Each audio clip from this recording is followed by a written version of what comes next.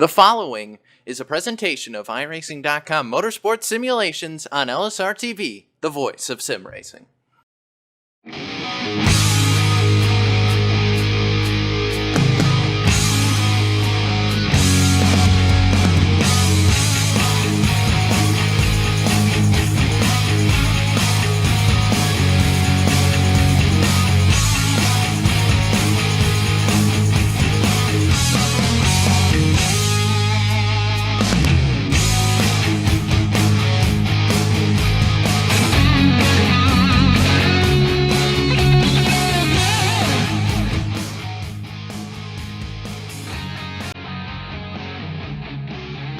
Just 2 short months ago, the iRacing community lost one of its own. Dylan Brockwell was not just another driver. He was a fierce competitor that was loved by all, including his family, friends, and fellow racers. Today, over 30 will pay tribute to that man that we lost so early in a tragic incident. It's the Dylan Brockwell Memorial 500 right here on LSRTV and iRacing Live next.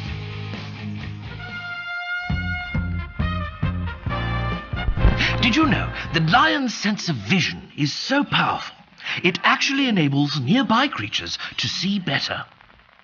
Here we see lions assisting the offspring of others, while their parents are elsewhere in the wild. Brilliant, isn't it? Making the wild kingdom look much better indeed. Do good, be a lion.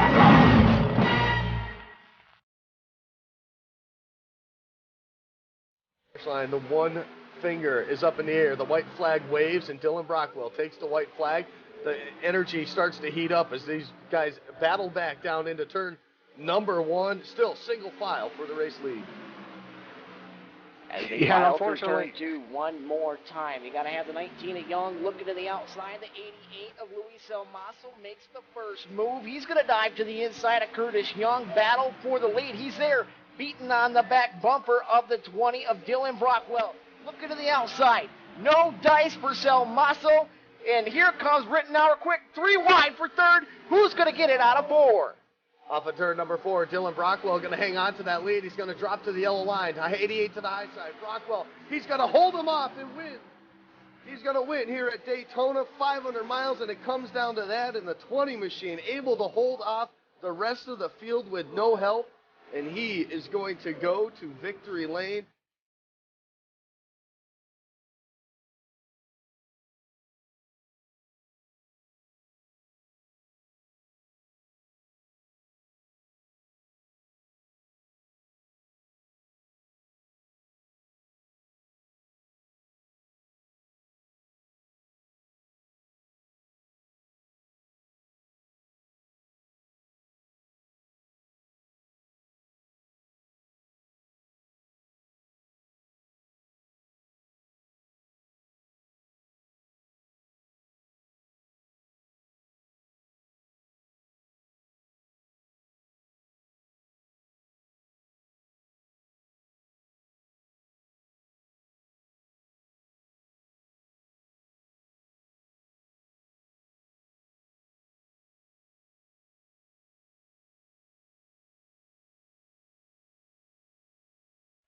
It's just not just me. It's a whole team behind me. We're growing, trying to get a little bigger and better, so we're working on it.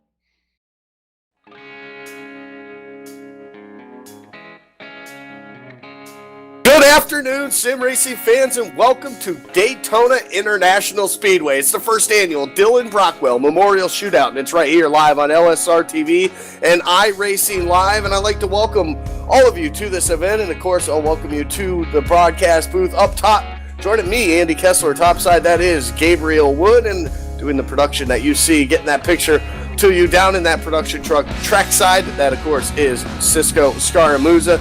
I want to welcome you all to this first annual shootout race, 500-mile scheduled distance here tonight as we all, along with us, some of us in the broadcast booth, and all, of course, all these racers out on the racetrack, we look to celebrate the life of a very young man that was taken from everyone here so tragically just a couple months ago. And Gabriel, what a great event that's been put together by a lot of his friends, a lot of fellow iRacers that involved and had the opportunity to race against this young man. And I mean, when we talk about Dylan Brockwell, it's not just a race car driver. It's not a guy that you're just like, oh, yeah, I remember him. You remember him, not only for his fast speed on the racetrack, but for what type of guy he was. I mean, he's just a fantastic guy. I had the opportunity to call many races to him to victory lane, and just very humble, very down-to-earth, cares about people. I mean, he's just a fantastic young man. Yeah, I only had the opportunity to race with Dylan a couple times throughout my iRacing career. Fortunately, never met him in real life. I really would have wanted to. He seemed like a great guy when I did talk to him. And, it just shows what kind of person he was that these guys, as soon as it happens, they want to put on a show for him. It's, as soon as they found out, what had happened with Dylan, the Domino's guys with the Domino's 2IJ Racing Lead, they got together with other guys, including his friends and family, and put on the show tonight. So this is the hard work for the past about a month, coming to fruition here.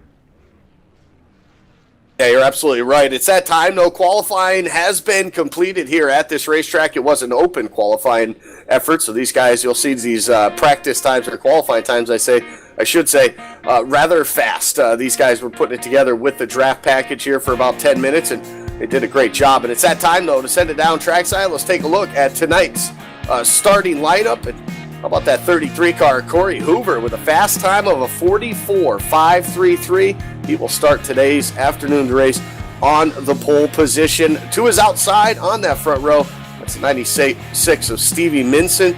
And then you got Austin Hartfels will start third. Fourth goes to that number 4 of Austin Yarborough. And rounding out your top 5, that's the 88 of Luis Salmaso.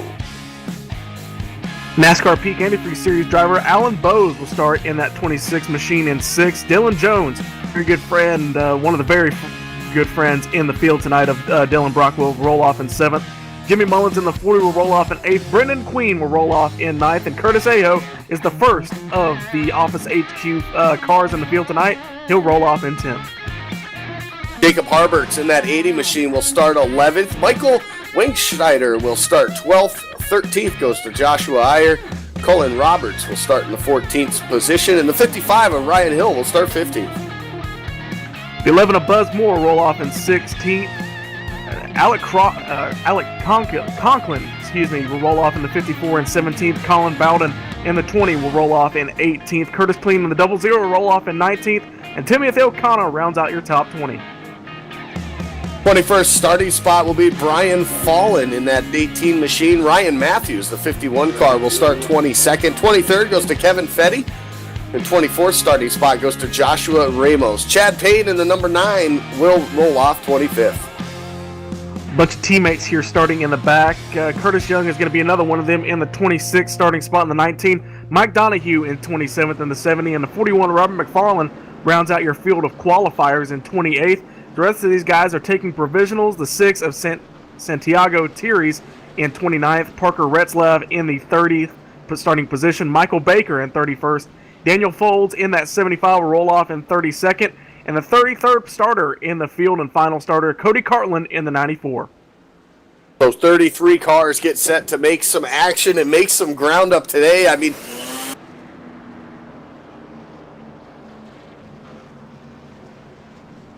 the problem with Andy, but rolling coming off into turn number 3, the pace car is going to duck down onto pit road. It's going to be the start of lap number 1 of 200, the Dylan Brockwell Memorial 500. Pace car's lights are off on the one and only pace lap. Should expect to see these guys race hard, but race clean throughout the afternoon. Pace car is going to pull off onto pit roads. The American Childhood Cancer Organization Ford Mustang pace car is going to roll off into the safety of pit road. The 33 of Corey Hoover leads him to the green flag. Green flag in the air. 200 laps, 500 miles underway. great start, by the way, by that 33 of Corey Hoover. On the bottom side, there are two guys now going to get hooked up. Look at the third guy drop down in line. That's Austin Yarborough. We see him many times right here on LSRTV getting the job done, and right now he's going to that bottom side on that bottom row, and it's going to single file him out now. Top 8 or so now, single file. First one on that outside lane. We're going to see this outside lane kind of come in, but it takes a couple laps to get these guys up to speed. And you can see that number 40 of Jimmy Mullins trying to get that outside to go. Yeah, I think the outside's problem started off. The 96, he started first row outside. He just did not get the start that he wanted, and he ended up being lucky and fell back into that 4th spot in line. Lap number 1 is going to go to that 33 of Corey Hoover. He's going to lead lap number 1 here of 200. As looks like your top 5 is going to single out here at 40. Still trying to work that outside lane. He's right side by side with the 03 back there, and now with the 08 of Brendan Queen. That's Dylan Jones in the 03. He's going to have that 16 of Curtis Aho. He's going to be falling in behind him. He's just about the only one close enough to do anything. The 38's down to the bottom, and now that 16 of Curtis Aho drops to the bottom side. That looks like the 38 just trying to get out of the way right now, fall back to the back. Real slow. Oh, contact. The 00 and the 12. It looks like contact into turn number 3. And that's going to bring out our first caution of the night. The 38 involved in that as well. Huge wreck there in turn number 3. We're going to get the replay up for you. The 00 just got turned, it looks like. Or the 00 turned somebody. It was the 122, I believe. He ended up getting turned down in front of a couple cars. They got sideways. Ends up clipping that 38, who we saw drop to the back. Is going to collect the 51 of Matthews. That's a huge wreck here on lap number 2. Yeah, it is. I'm not sure if that 122 actually knew that they were going to be 3 wide there with that slower car, but you can't fault them, the 38 there, for getting up onto the track there. You do not want to go at speed on that apron. You will lose control of that car, so he was just trying to get back up and merge. 00 really had nowhere to go, kind of pinched in the middle there, trying to avoid that car coming up on the bottom side, and that'll bring out our first caution of the night here on lap number 2, and we'll have our first break and let the jitters kind of flow through these drivers now as they'll get a break to go under the pace speed here on these first initial laps here of this race, and it'll be interesting to see. Obviously a little bit early for a pit stop for some of these guys, but I'm sure we'll see some of them maybe come in and top off and maybe prepare for that long green flag run that is definitely should happen here today. Well, you may see some of these guys just want to duck on the pit road and, maybe just take some fuel and try and work their way to the back of the pack and ride for the next couple hundred laps, because they would really just want to make it to the end of this race. You cannot win it if you are wrecked on lap number 38. So these guys are going to have to take it easy. We should see them duck on pit road if anybody wants to and just kind of ride in the back. It looks like we don't have many takers here. A couple of them coming in now, toward the back of the pack, the top 21 stay out, and then that's the rest of the field coming on the pit road. Yeah, a couple of those guys going to have to get some damage repaired on those vehicles as well. So those guys looking to get that done here early on. Already a few cars 1 lap down that were caught up in that accident there, so we'll have to keep an eye on that. We're here, of course, basically celebrating in memory of our a good friend of ours, at least in the iRacing community world. Like we said, we never got the chance to meet Dylan in person. We've had many long nights and conversations with him over the air and racing over the years, and it's been a lot of fun, and that's why this is important to a lot of us, not only the drivers out there on the track as well. And one of those guys kind of comes to mind to me anyway is the 03 of Dylan Jones. That the two Dylans, I remember calling us, basically got our start at that 03 Sport Noble Motorsports. He's very proud of where he came from. He ran the Pro Series. That really helped him. Unfortunately, didn't get the finishes he wanted. But yeah, he really wants to get the finish for his friend Dylan. A bunch of other friends of Dylan Brockwell scattered throughout the field. Andy, I got to say one thing about the driver that we're celebrating here tonight. His last race on iRacing, would you like to know who he ended up beating out for a win? Oh, I know exactly who it is, but I'm sure everybody will probably know that name once you spit it out. That's a little midget and sprint car driver turned NASCAR Sprint Cup driver. Kyle Larson ended up beating him to the victory at Atlanta. So Dylan Brockwell, he sure, Andy, he went out on top. Oh, absolutely. Just a total class act in this whole, and he would have said, it was just another car out on the track. But, hey, that was a Sprint Cup driver you just beat on iRacing. I mean, that's just, that's a pretty cool feat anyway. And it wasn't at a track like this, where the great equalizer of these plate tracks where everybody has an opportunity to win. It was at Atlanta, one of the toughest, slickest racetracks to get the job done on. And, of course, he did that there and got the win for that. So a lot of guys, look at the number 20 in the field here, Colin Bowden. One of his teammates running that special paint scheme here tonight, and Colin, a great racer himself. I remember the last race that we did actually on here, a tribute race back in February for Laura Lawson, our our producer who came down with lymphoma cancer, and we did that special race, and it was Colin Bowden and it was Dylan Brockwell basically running away with that show up until Colin had that issues late in the race, and Dylan was able to hang on to that win and get the victory in that race. And even his interview after, it just showed you how humble he was and how appreciative he was of why we were all here and why we all got that race, and we were all doing it for somebody else. So it just shows you what type of guy he is. Another driver running a tribute paint scheme is the number 2 of Parker Retzlaff. He's another Dylan Brockwell Memorial paint scheme. That, it just shows the type of people that Dylan knew. Within the hours of the news of what happened, there were Facebook pages and just Facebook posts, and then logos for people to post just to remember him, and then stickers for his racing community. As we saw in the intro, he was a very accomplished go-kart racer, up and coming, and people just putting stickers, the Dylan Brockwell Memorial stickers and the DBR Racing stickers all over their cars. So he sure was friends and influenced a lot of people. Oh, he most definitely did. Most definitely did, and absolutely one of those guys that will truly be missed in this. The field, though, got to get doubled up here as we get set to get back under the green flag conditions. The first time we'll have a restart in the Alan Bowes. We'll start 6th and 7th. Those are 2 guys you will see in the Peak Antifreeze Series. In iRacing for the Pro Series, so those are a couple of pros that obviously spent a lot of time racing with Dylan Brockwell as well over the years. So the field getting set as they make their way out of turn number 4. Our first caution of the night already under our belts, and the pace car looking to the safety of pit road once more, and that 33 machine of Corey Hoover on the outside row will lead the field to the green flag. Green flag waves, and we're back racing. Look at that jump the 4 got on the bottom side. He's going to push that 29 of Austin Hartfells now to the top spot as they race their way back to turn number 1. Looks like Alan Bowes drops to the bottom side of the racetrack. Doesn't want to be stuck out there with that 08, the 96, and looks like the 33 there on the outside lane. He just doesn't want to be there. He's going to fall in 4th in line there on the bottom and behind the 88 and the 4. The 88, Louis Salmosa, wasn't Andy? You called those guys? What was it, to a top 5 in the Laura Lawson 500?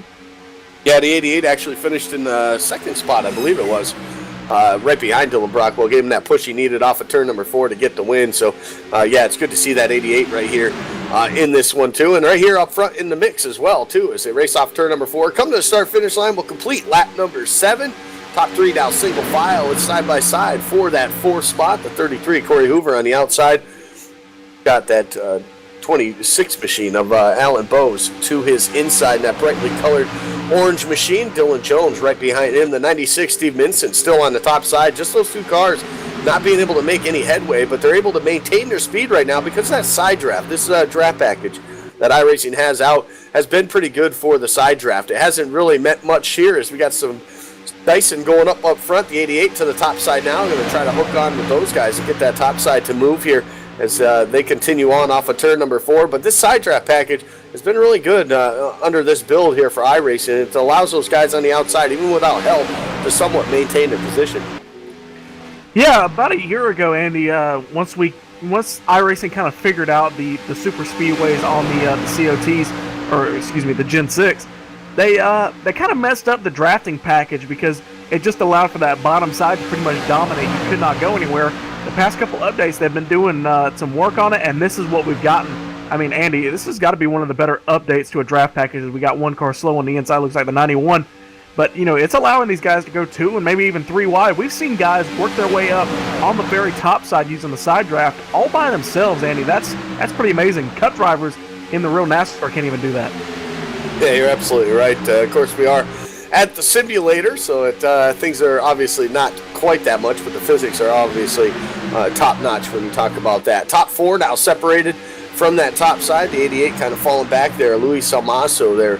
Falling back with the 33 because they do not have any help. The 96 and Steve Minson drops down to the inside lane as well and will work their way off of turn number 2. Looks like that 26 machine of Alan Bowes kind of flirting with the outside lane. A pretty good run, but he just decides to stay at the bottom for the time being. Dylan Jones as well in that 03. Just following along right now. This is a long race, 200 laps, 500 miles for these guys to get it done. The urgency and the patience to get to the front you got to have it in one of these races if you want to be there at the end to get the job done. I tell you what, Andy, that 27 of Cullen Roberts, he ended up catching those top 3 guys on the top side, and he's actually helping them now. They're up to side by side with the 03 of Dylan Jones. And I think if Bose wants to jump up there, now's the time, because if they get a run and he can get up top, he could be propelled to the lead. Yeah, absolutely. That's what we see with these guys, kind of playing like musical chairs up towards the front of the field. You can see that top side getting the momentum that time off of turn number 2, and here comes that 88 now, all the way up to that second spot, all the way side by side with Austin Yarborough now into turn number 3. They'll lose a little bit of speed here through the corner because of that high side. It's a little bit longer away, but that 33 degrees of banking will help that car off the corner exit. Look at a 4, almost trying to go up there, almost make some contact with the 88. The 88 still making his charge up towards the front. He's still side by side with Austin Yarborough. I'll tell you what, Andy, that actually helped that top side of the racetrack because it broke the momentum from the leader, that 29 Austin. There were the 2 Austins up front. It broke his momentum from the draft, and he ended up losing a little bit to the 88 now at draft catching. It looked like about a 13-car pack, Andy, or a 12-car pack. I believe the 16 of Curtis Aho, yeah, he's falling back a little bit. So we're seeing these guys, the more dominant cars in the race, are now starting to break away.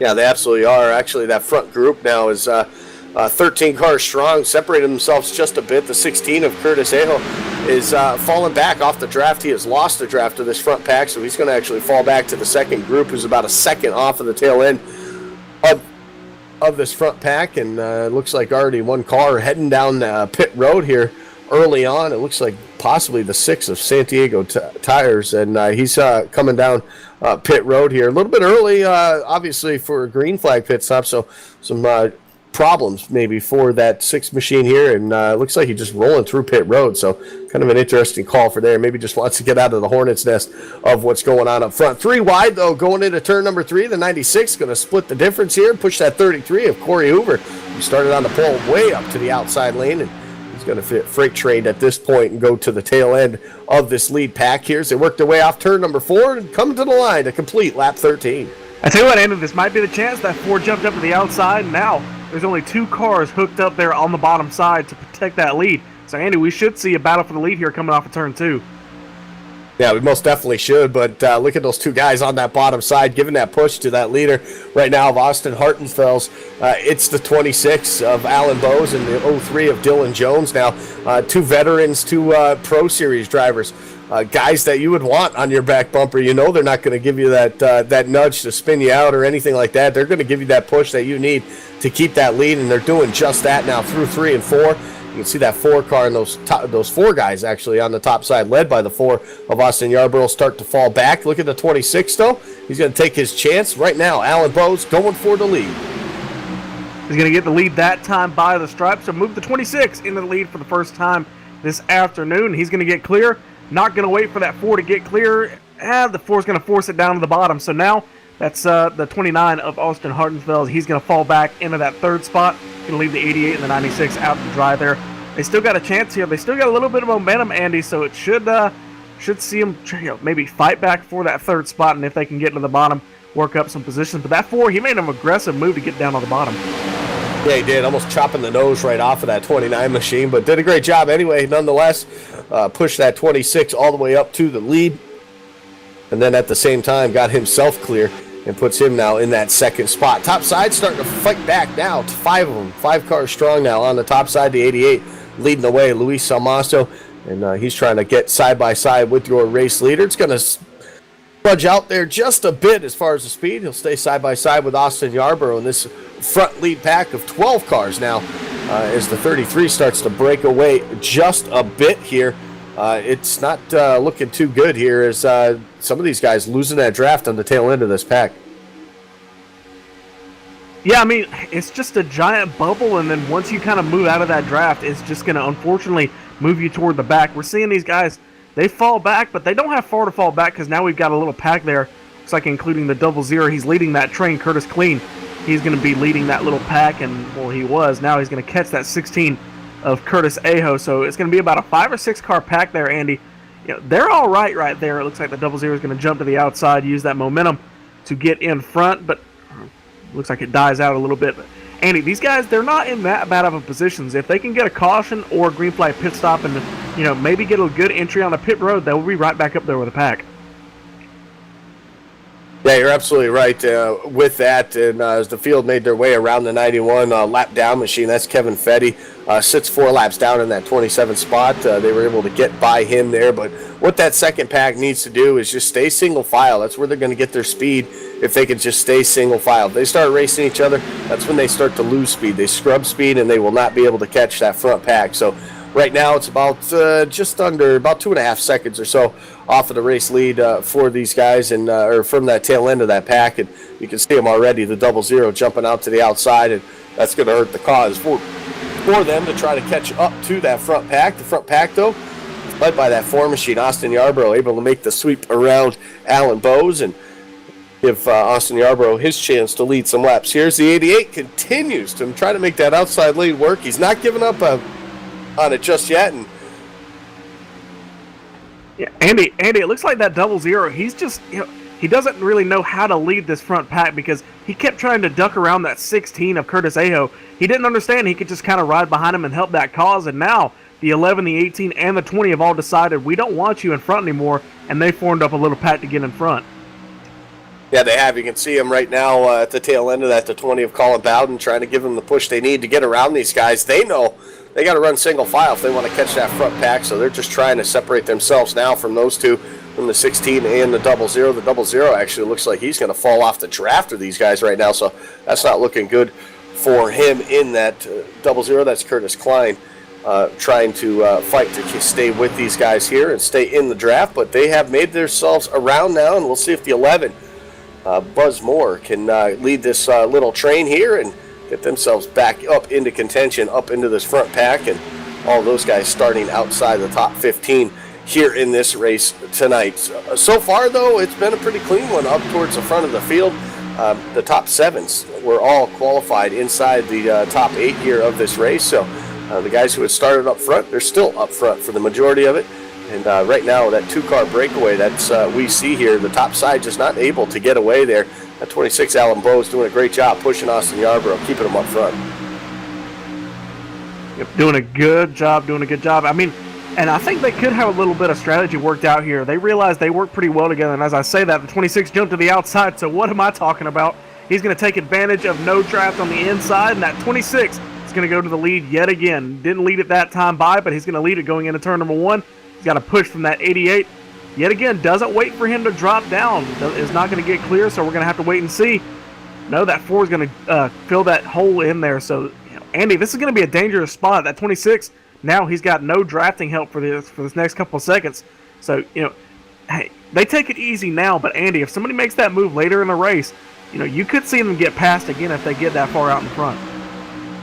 Yeah, you're absolutely right. You don't want to lose touch with that guy that's right behind you, because what that'll do is obviously slow your progress up and allow those guys on the outside to get up. He was able to allow that, or it timed out just perfectly there, getting into turn number 3. The 4 of Austin Yarborough was able to get up to his back bumper just in time before that 88 could get that bottom side clear, and that'll keep them down side by side for that race lead. But Alan Bowes back to the point here at Daytona, and doing a great job keeping up to the front with that 4 machine. They come up on some more lap traffic. That's a 6 machine coming up just ahead of these guys, so they'll have to squeeze down just a bit, go 3 wide for just a moment, as you see the 96 actually dropping all the way to the bottom side, as it seems everybody kind of getting separated a little bit here in this front pack.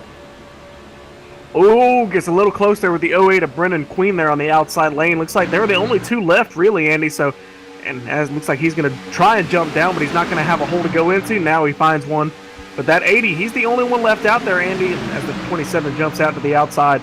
But I think that outside lane's died out for the next couple laps, Andy. These guys are just going to try and ride.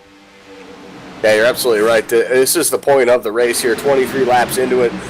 We work lap number 23, and this is the point of that race where you just got to get in line, get yourself comfortable in the situation, kind of learn what these guys are doing in front of you, learn who you can draft with, who you trust, who's got that line that's pretty stable and they're not moving all around all over the place, and work on that right now, and then wait. The green flag pit stop will be coming pretty quickly here for the rest of these guys, and so they'll have to obviously make their way down pit road, get serviced onto these vehicles, and we know that the green flag pit stops there can be tricky here at Daytona. You're going about 200 miles in the draft package here, and you come off of turn number 4, and then you go down to that flat surface. You haven't been touching your brakes all race long, They're cold. You get down there, you get on them, and a lot of times it doesn't even want to stop the car. So you got to be real careful getting down to pit road speed too as well. So we see a lot of times drivers having problems getting down to pit road speed and getting off into the grass, hitting the cone, having problems speeding into pit road, and it's definitely what you don't want under the green flag conditions when you're at a plate track like this. Outside 03 of Dylan Jones actually gets pushed up out of the racing groove just for a moment, and that's going to allow that 33 to get back into it. No help at all for that 03 now at the top.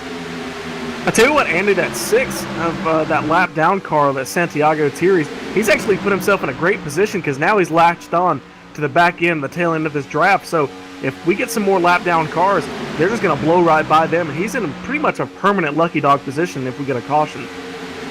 Yeah, he is in prime position, the only car 1 lap down at the current moment.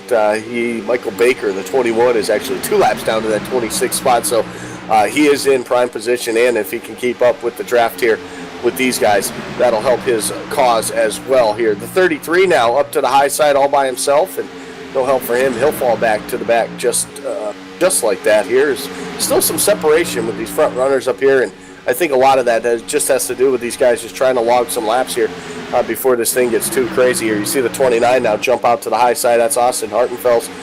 He moves up to the high side from that 6th spot. He'll drop a few places now as he starts to fall back towards the tail end of this lead pack. And this lead pack is now 7 seconds over that 13th place running car.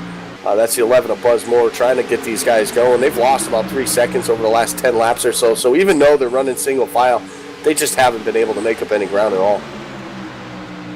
Yeah, there's rare occasions, Andy. I remember I was calling a race for the Noble Motorsports League at Talladega. Only a few cars in that race, but the front 2 just broke away, and then the top 4, or the rest of the 4 rest of the top 6, they drafted and were able to catch them in, what was it, about 10 laps or so. I believe you were on the pit box for the eventual winner for that race, but it was absolutely crazy seeing those guys come up. So, not all hope is lost. If they can get a few more cars in there and these guys start racing side by side again, it could get very interesting. Yeah, it definitely could. The guys up front obviously running that single file will help them out, gaining more speed on these guys. The top side, though, starting to form up just a bit. The 03 and the 80 now trying to make some headway on that outside. Dylan Jones was towards the front and then kind of got shuffled towards the middle part of this front group here as they go 3 wide once again to get around that 91, another lap machine here. That's the second time they've gone around him in the last few laps. But, yeah, the 03 trying to get something done on the outside. He'll use that side draft now down the front straightaway here to try to at least maintain up there with these guys. You need some help to get out there, but I think that 03 wants to get up to the front. He's doing a pretty good job of hanging on. If that 28 will jump up to the top side of the racetrack with him, that'll really help his cause. It's like nobody's going to take the shot. The 96 pulls up to maybe side draft him and get him to the back of the pack. Maybe it's like the hole's going to close up, so that 03, he's got no choice but to stay up there. Looks like the 54 jumps to the outside, so Alec, he's going to help him if he can get up there. We should see a little 2-car tandem try and work. Yeah, you're absolutely right. Taking a peek, though, at these guys, it looks like the 96 is going to jump out to the high side, help out the 03 of Dylan Jones here, and try to work their way around that 88 machine of Luis Almaso, who's been up to the front all race long, starting that 5th spot. We saw him leading that outside lane the majority of this opening run here, and he, since then, has gotten down into that bottom lane and just chose to ride rather than force the issue. But you can see that 03 and 96 now getting a pretty decent run off of turn number 2, and wouldn't be surprised you see that 40 or 4 jump out to help him. Now that top side's broken up just a little bit. They end up getting to the 3rd place driver, that 40 machine. Then the top side just broke up. When I say the top side, it's just a 2-car. Oh, we got contact. That 40's going to drift up the racetrack, get into the 03 of Dylan Jones, but he's going to keep it under control. That's going to break that momentum he had from the side draft. Yeah, just slight contact there. No real damage will be done to those cars right there. Looks like the 03 might have had to get out of the throttle just a little bit. He'll lose a few positions here, but that was a close call right there. That typically could end up into some big trouble, especially up in a pack like we have up towards the front. Lap number 30, though, on the books right now. We'll take this time to step away for just a moment. You're watching the first annual Dylan Brockwell Memorial Shootout right here on LSRTV, the voice of sim racing.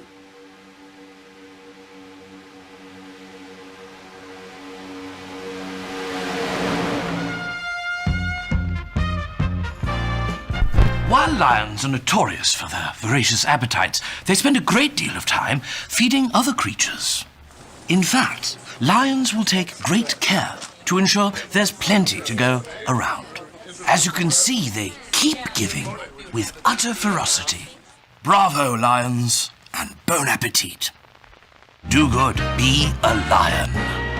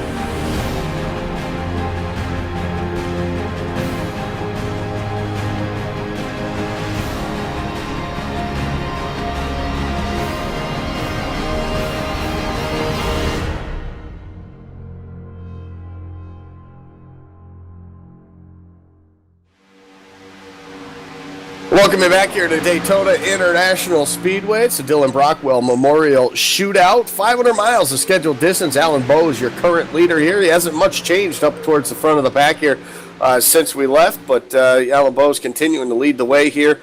Some guys moving and shaking, trying to get that outside lane to work. Not so much doing there. They all single file it back out here. The second group, though, had made up some time just a moment ago, about half a second or so, but they've lost another 0.3 here. So once these guys up front had settled things down and got back single file, it's been awfully hard for those guys in that second pack to try to catch up. Of course, that is being led by that 11 of Buzz Moore currently right here. Top 10, though, they're running in this group right now, and I think in the top 12 they just spread out quite a bit here. Because they're running single file. You got a lot of gaps in between these drivers. Nobody looking to push the issue here just as of yet, so Alan Bowes continues to lead the way. Yeah, you got the top 5 and then a little bit of gap. Look at the 80. You know, maybe he's running hot or something, Andy, because he's just ducking out every couple seconds. Maybe trying to get some air to the front of that Ford Fusion. But yeah, anyway, what I was talking about, you know, just look at the gaps. Yeah, that top 5 is they're all formed up and pretty. And now, Andy, look at this. We got green flag pit stops happening. Yep, green flag pit stops getting set to be underway here. A few guys heading down that way. It looks like the 29 and 33 are the first ones to go. Austin Hartenfels and Corey Hoover going to be the first to get down pit road. And it looks like everything okay for them at the time being. And this is what you want, is you want to come down with at least another driver to try to get some speed up.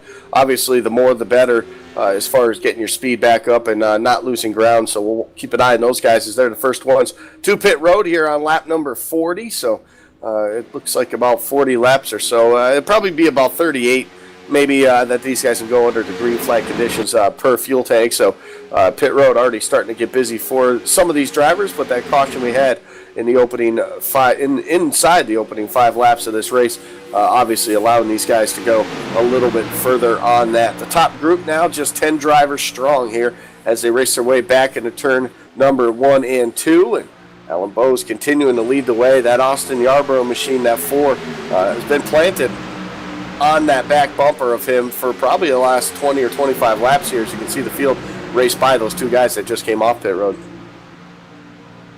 Yeah, most racetracks, Andy, you know, a couple of guys making green flag pit stops would force the hand of everybody else that maybe have a little bit more fuel in the tank.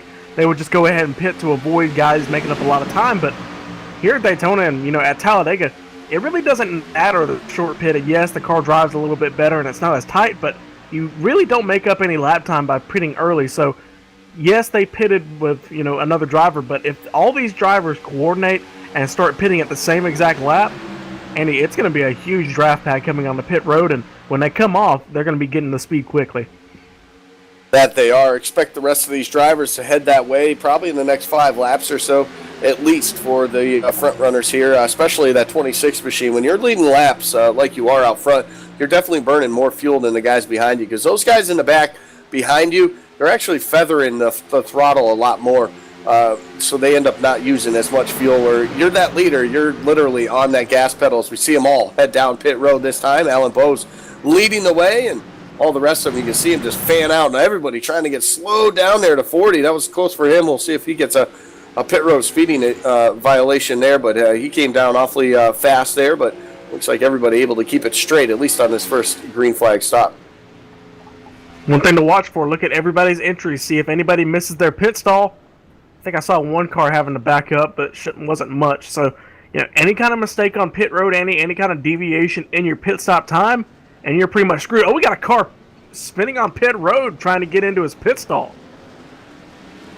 That's a 59 machine of Michael Westschneider, and he was currently in that 17th spot, but he came down pit road, and a little bit of trouble for him. Alan Bowes, though, out and away, and he'll be followed by that 08 of Brendan Queen, the 80, and the 4, Austin Yarborough, losing a couple spots there on the pit road, so a little bit slower of a stop, but he'll still have a group of drivers to help him out. The 96 Steve Minson decided to stay out a little bit longer, along with the 27 of Colin Roberts, but those 2 drivers now will make their way down pit road this time, and that should put everybody on the pit road that on the lead lap, at least here is the 11 of Buzz Moore actually on pit road as well, along with that 20. The 20 having to back up, he overshot his pit stall. That's not what you want here. That's Colin Bowden in that 20 machine, and when you do that, you lose so much time. You end up losing the draft people that or the guys that you came down to draft with. You lose that, and you lose a whole bunch of time.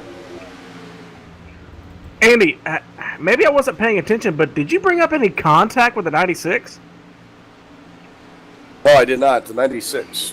The 96 is Steve Minson. He has damage on pit road. I think the 27. Yeah, I'm looking at the replay now. He wasn't expecting the 27 guys to come on pit road, and he just rear ends the rear end of the 27 of Cohen Roberts, and that forces the 88 on the pit road pretty fast. That was a really chain reaction crash.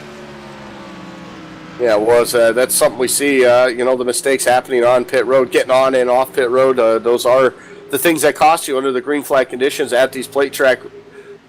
And we got a battle for that lead shaping up here on the front stretch. Coming to the line this time, Alan Bowes with the 08 on the outside, and Brendan Queen there. They're going to try to hold it off. They do for at least one lap now. The 80 of Jacob Harberts and the 4 of Austin Yarbrough to the bottom side. So 4 guys come out of this basically group of 12 that we had before the green flag pit stops happened, and that just shows you that little bit of time, that little bit of mess up on pit road will cost you a lot when it comes back up to speed on the racetrack. So the top 4, they're heading their way back to turn number 3, and they're side by side. At 26, Alan Bowes got the advantage. A very fast car with that 08 of Brendan Quinn on the outside, that Mountain Dew Chevrolet, but he's got that 4 of Austin Yarbrough on the bottom side of the racetrack, helping that 80 of Jacob Harbert. So they're going to come to the line this time. Who's going to get the lead? That 26 on the outside. Like he's going to lose the lead to the 80 of Jacob Harberts that time by. We got a slow car coming off of pit road with damage just trying to get back in the race. At 26, he's going to lose that lead to the 80. So these guys, they got some momentum on that bottom side. This is a really good representation, Andy, of what the outside can do versus the inside of the racetrack. Yeah, the outside, obviously, getting off the corner, they carry a lot of speed. You can see Alan Bowes right now basically stretching those out into the front. But then when they get into the corner, they kind of hit a block of air, and it slows them down just being that longer distance around the corner. And but then they really accelerate again off the corner. So that's why typically a lot of these races, especially towards the end, when that top side has some momentum, has some cars to help, you can see that top side really prevails. And that's usually, not all the time, but it's usually where you actually see that winner come out on top is that guy that's able to get that done here. Lap car up on the high side. They got to really squeeze that one down there. That was awfully close for the leaders. They make their way around one of the lap machines there off of turn number 2. And you're going to see the top side now start to gang up on that 80 machine. Jacob Harbert has no help at all. As 3 of them now going to gang up on him, and they'll get around him. Looks like that 80 is going to fall into third because that 08 of Brendan Queen did not get the run. 21 on the outside of the racetrack, and to let them all go. Now we got to have another 2-car tandem form up. They just kind of switch partners there. It's a good way to cool off your engine and maintain some speed. They just kind of do a little switch up. And Andy, look back here. We got some guys catching him. Looks like the 40 of Jimmy Mullins. He's leading a little pack, including Dylan Jones, Corey Hoover, Austin Hartensfelds, and those guys, they're coming, Andy. Yeah, these 4 guys here lined up single file like they are is the best way to make up ground. And it's 4 cars here, it's 4 cars in the front, so it's all going to be about who can stabilize in that single file line and get that horsepower cranked up here as we just come off of our green flag pit stops. It'll take a few laps, but you should see these guys be able to catch the top 4 and get themselves back into contention for this one here. Off of turn number 4, though, that 40 machine going to go up to the high side just a little bit there. Should probably stay a little bit more closer to that yellow line there and not force these guys behind him to go up. You tend to lose some time, but they gained about 4/10 that last lap. Closing in on a quarter distance, and this race is going by pretty fast. Only 1 caution so far, and going through green flag pit stops, we averted 1 headache, so we should get to halfway or at least close to it with 1 caution if everybody holds station. Yeah, you're absolutely right. Obviously, the long green flag runs come when these guys get separated like this. You tend to not have those side-by-side racing that you see, especially on the beginning of a race or on the restarts. That's when you see most of the trouble happen at these super speedway races. But everybody's single file. They're all trying to gain some more ground. We'll see this time if that second group can gain any more time now on the front pack, and they do, another 2/10. So you definitely see that those 4 cars there trying to make up some ground on Alan Bowes, Austin Yarbrough, and Jacob Hebert's up there in the top 3. And They're doing a great job of that, trying to gain up some more time. And you got to look a little further back there. You got the number 54 of Al Conklin almost by himself now on the racetrack, sitting in the 9th spot. Pretty good run for him, but the problem is he's got no help at all because it's about 4 seconds back till you get to that Steve Minson in that 96 and the 88 of Luis Somaso. And that 88, that was one of those drivers that was up in that top group in the top 5 there for most of that opening run there, but the pit stops obviously causing that 88 some problems. Ends up falling further back into the field there. A couple other guys we mentioned during the pit stops that had some problems at 20 of Colin Bowden. Right now currently in that 15th spot, 22 seconds, almost 23 off of the race lead. A caution is definitely what that 11 needs to, or that 20 needs to get back up into contention here. They race their way around Buzz Moore there, and Big Buzz Moore will now latch back on. The 20 actually going to slow up just a bit, tap the brakes, allow that 11 to get to draft, and see if they cannot make up some ground as well. Some more time knocked off that last lap. Dylan Jones, along with Jimmy Mullins, trying to make up a lot more time. They gained another 2/10 that last lap. We'll see this time here as they cross the start-finish line to complete lap number 51. We'll knock another 3/10 off of that time as well. So this front pack of 4 is actually going to be a pack of 8 here momentarily. Yeah, some fast cars with that 40 of Jimmy Mullins and the 03 of Dylan Jones. That's the right drivers to lead that pack. They've been working with that outside lane, Andy, and of course you got the 33 of Corey Hoover there and the 29. So all guys who know how to work that outside lane. So if they catch them, we should see them jump to that outside and try and use that momentum. But don't be surprised if once they get up there, that bubble of air kind of holds them back, because the draft, it can help you, but once you hit that pocket of air that these drivers, the front drivers, are creating, we could see that little run stall out. Yeah, it definitely could stall out. Obviously, they'll have some speed, have some momentum. They gained another 2/10 that last time by there, so they're definitely coming now 1.2 seconds off of them. And you can't fault these top 4 guys either. I mean, they're running single file right now as well, so it comes down to just the way they turn the wheel, the way how close they are up to that back bumper. You see a little bit of separation between Austin Yarborough and Alan Bowes there when they exited the corner there. So that slows them up just a bit as well, too. So, it's all about exactly how if they have to be so uniform and so perfect as 4 drivers, basically they have to drive as one person in order to make up time, and that's exactly what that second group's doing right now. They come up on some more lap traffic. The leaders do here at the tri-oval. That's the number 2 machine of Parker Retzlaff. He's 1 lap down, make it 2 now as the leader races by him, and that'll put that 2 car another lap down in this race here. A bunch of guys there as there's 21 cars still left on the lead lap, and we'll make that 20 now. So 00 there just got put down 1 lap there. So 20 cars still left on the lead lap. A lot of guys wishing for a caution at this point to get themselves back in contention. And look at this, the lap cars, they're not letting those leaders by. Look at this, we got some, they're racing pretty hard with the leaders. That 40's got to be getting on the radios. Get out of the way, These we're a quarter of the distance through here, and we're catching the leaders. Just get out of the way, lap cars. Come on. I mean, that's going to break up their momentum. What a heartbreaker. They actually gained 2/10 with that, too. All right, then. So maybe using that draft may have helped them a little bit. Well, I know the 40, he had to get off the gas because the 00 was kind of pinching him down to the bottom. That was an interesting one right there with those guys 1 lap down battling with them on that high side, or on that bottom side, I should say, not allowing them to get around. And typically your lap cars would go up to the high side and let them around, but they didn't that time, trying to maybe get some draft of their own to keep themselves up there in contention to be in that lucky dog position here. But we look off at turn number 4. That 40 machine now has that 08 of Brendan Queen in his sights as they come across the start-finish line this time, and they'll shave off about 0.4 of a second that time. They're right there now. Oh, yeah, you're going to start seeing this gap tumble. They should be on the back bumper by the time. Look at the 40.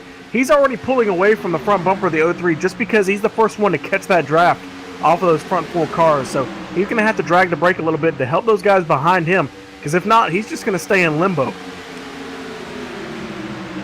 Yeah, you got to stay within touch of these guys you're racing with. It looks like the 40 might have been able to catch the draft of those guys in front of him. That's why you see the separation between him and the 03 of Dylan Jones, and they're all now up to the back bumper there of that front group. And got ourselves an 8-car train now at the top of the field and at the top of the charts. Alan Bozo continuing to lead here at Daytona. Lap number 57 goes up on the board. 56 are complete. 144 laps left to go in this one here tonight. A lot of action still left to come. A lot of action still left to go on the racetrack as well. We'll do that in just a moment. We'll take a break here. You're watching the Dylan Brockwell Memorial Shootout right here on LSRTV, the voice of sim racing.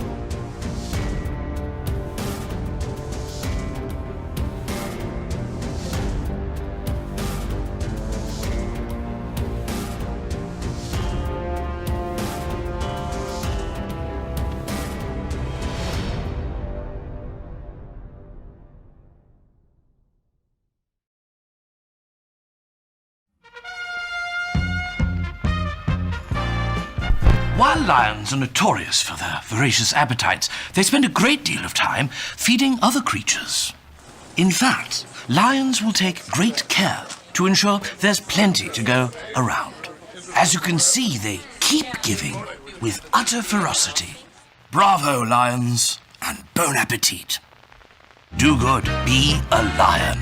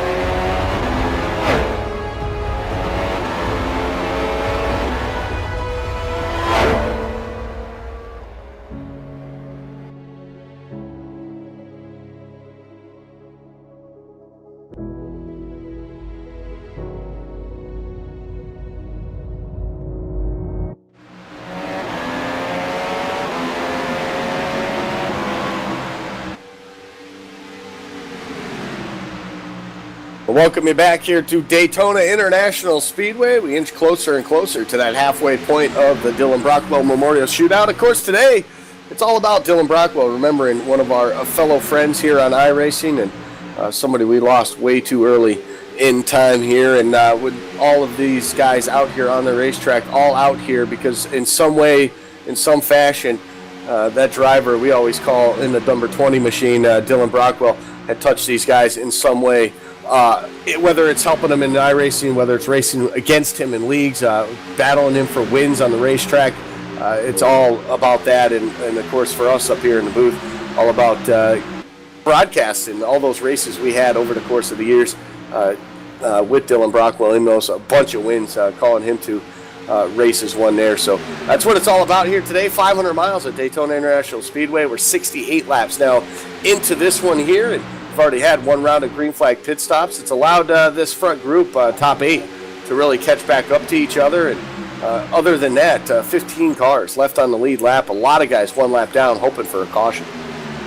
Yeah, Andy, I was noticing when we went to green flag pit stops, all these guys, they pitted by themselves, and it was really, unfortunate because it was maybe a group of 4 or 3 or 4, and they would, 3 of them would pit without one of the guys knowing, and they would be caught out, and that happened a couple times, and now we're seeing that with guys just going one lap down, one lap down, one lap down by themselves. Yeah, that's exactly what we're seeing. Just before the break, we only had about 2 cars that were one lap down, and now we can see more of them coming down, more of them as well going one lap down here as well. So we got 2 packs basically up here on the field. We got that 1 pack up towards the front, 8 guys, and then we got another 7 that's a little further back. They're about 25 seconds back off the lead pack. Ryan Hill in that 55 machine leads that pack right now, and that pack includes that number 20 of Colin Bowden and the 88 of Luis Almaso, who was up towards the front of the field here before those green flag pit stops. So a couple of these guys having struggles on pit road, and they've been able to find a little pack, though, to work into at least keep some of their speed up a little bit. They're still losing ground to that front pack, but they're still on the lead lap, so a caution for those guys would definitely be something that would allow them to get back up here and get back up towards the front and be a contender for this thing before it's over right now. Top 8, though, they got a 1 lap car right in the middle of it as well. The 59 machine of Michael Wingscheider is right there in the mix as well, 2 laps down, but he's been able to latch onto this draft and keep himself up in the front pack. And for a driver like that that's 2 laps down but running with this front pack, Gabe, it's got to be one of those things where you're like, gosh, what if I wasn't 2 laps down? I'd be right here with these guys.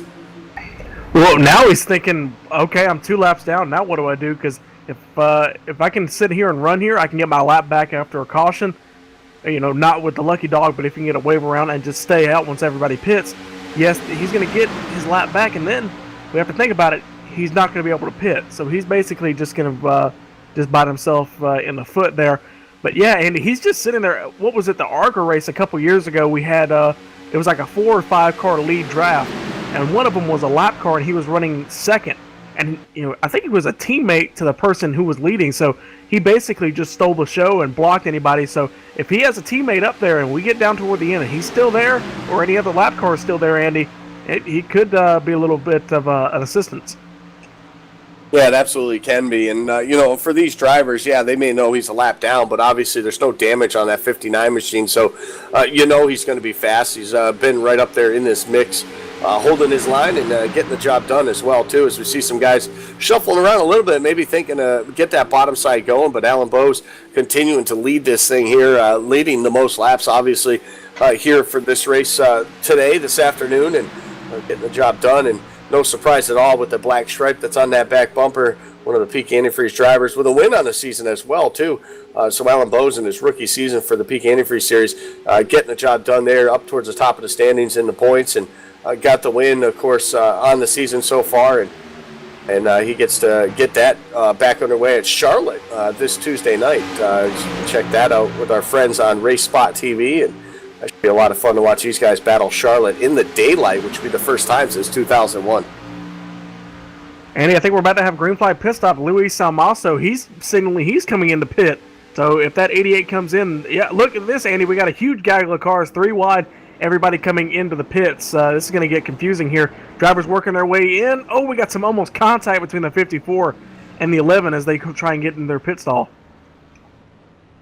Many of these guys have had issues. That's why they're so far back. Had issues on their first pit stop, so they're looking for a clean one this time and hope that those front runners that's still out on the racetrack right now have their issues on their next pit stop as they race by those guys. It'll put them all one lap down for the time being, but once these front runners get down the pit road, it should cycle them back out, at least on the lead lap. Hopefully they can gain a little bit of time here. We are approaching the pit stops, the second go around here for green flag pit stops. Our leaders will expect them in within the next 5 or so laps here, and the top 8 is what it's been all race long here, at least since the green flag pit stops. It was 2 packs of 4. They were able to catch up to each other, and they stay out. It looks like one more lap as they'll complete lap number 74. They'll put 75 up on the board, and that'll give us just 126 laps left to go here in this one today. And still lots of time. A lot of things can happen. A lot of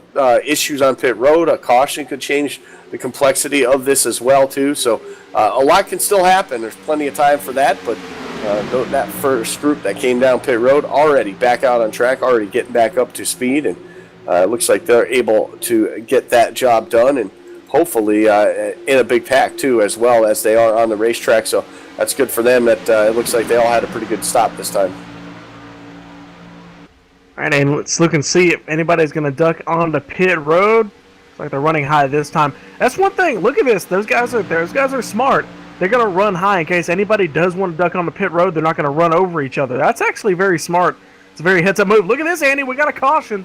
Yep, on the backstretch. Looks like the 41 of Robert McFarland involved, the 27 involved, the 88 a front runner, so 96 as well. The 20 involved in this all one. the guys who just pitted. Yes, all of them just pitted. Probably problems with the lap down traffic, trying to get around them at the speeds that they were going at.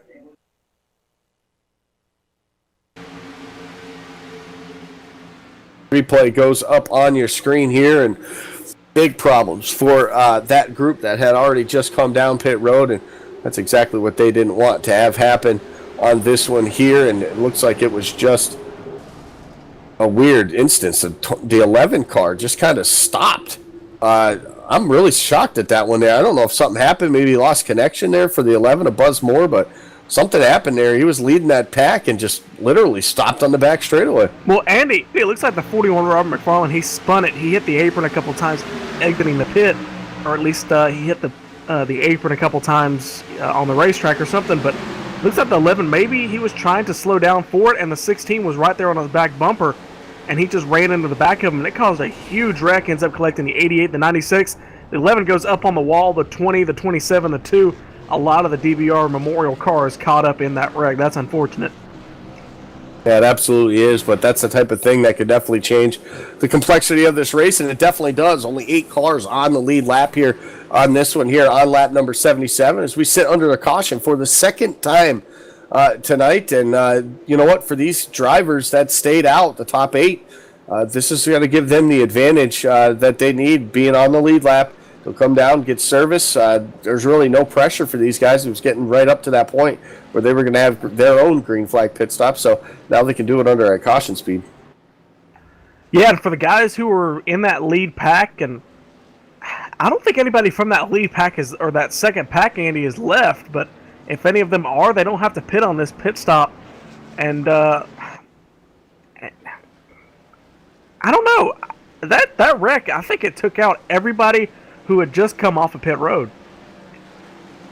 Yeah, those guys had such a head of steam, and I think it did too. I think there were 7 cars involved in that, maybe 8, but 7 of those were those guys that did come off a pit road. So leaders down that way, down to pit road to get service from their teams. Alan Bowes, of course, leading the way down. And if you have a mistake here, you slide through your box. It's not the end of the world because we are under the caution situation. So our second caution of the night, service going on to these top 8 drivers that are able to come down pit road this time. And I'm sure there'll be a couple wave rounds or at least a lucky dog for a couple of these guys to get some more cars back on the lead lap. But Alan Bowes will lead the field off of the pit road. A good pit stop again for that 26. Looks like that 4 is going to stay in behind him. That 08 of Brendan Queen is going to make up one position. go up into that third spot. The 80, I think he's going to lose 2 spots, Andy, so a bad pit stop for him. But that will put him on the inside of the racetrack. Looks like the 03 of Dylan Jones is actually getting some damage repaired or serving a penalty or something, because he's just sitting there in his pit stall. Here he comes out of the pit stall now and onto the racetrack, and we get a reset here. All the drivers were hoping for a caution. I talked to a couple of them, or listening to the radio. I think a couple of them had to use the bathroom, so this is their chance. Yeah, a lot of them crying that they wanted a caution there a while ago, right before those green flag pit stops. Well, they got one, but it was after the green flag pit stops, and of course it took out about half of the guys that were on the lead lap, at least before the green flag pit stop started. So unfortunate for a lot of them there. Here on lap number 78, we are under caution, so we'll take a caution break of our own. You're watching the Dylan Brockwell Memorial Shootout right here on LSRTV and iRacing Live.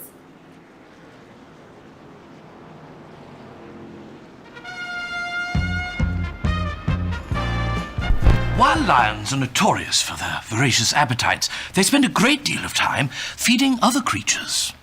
In fact, lions will take great care to ensure there's plenty to go around. As you can see, they keep giving with utter ferocity. Bravo, lions, and bon appetit. Do good, be a lion.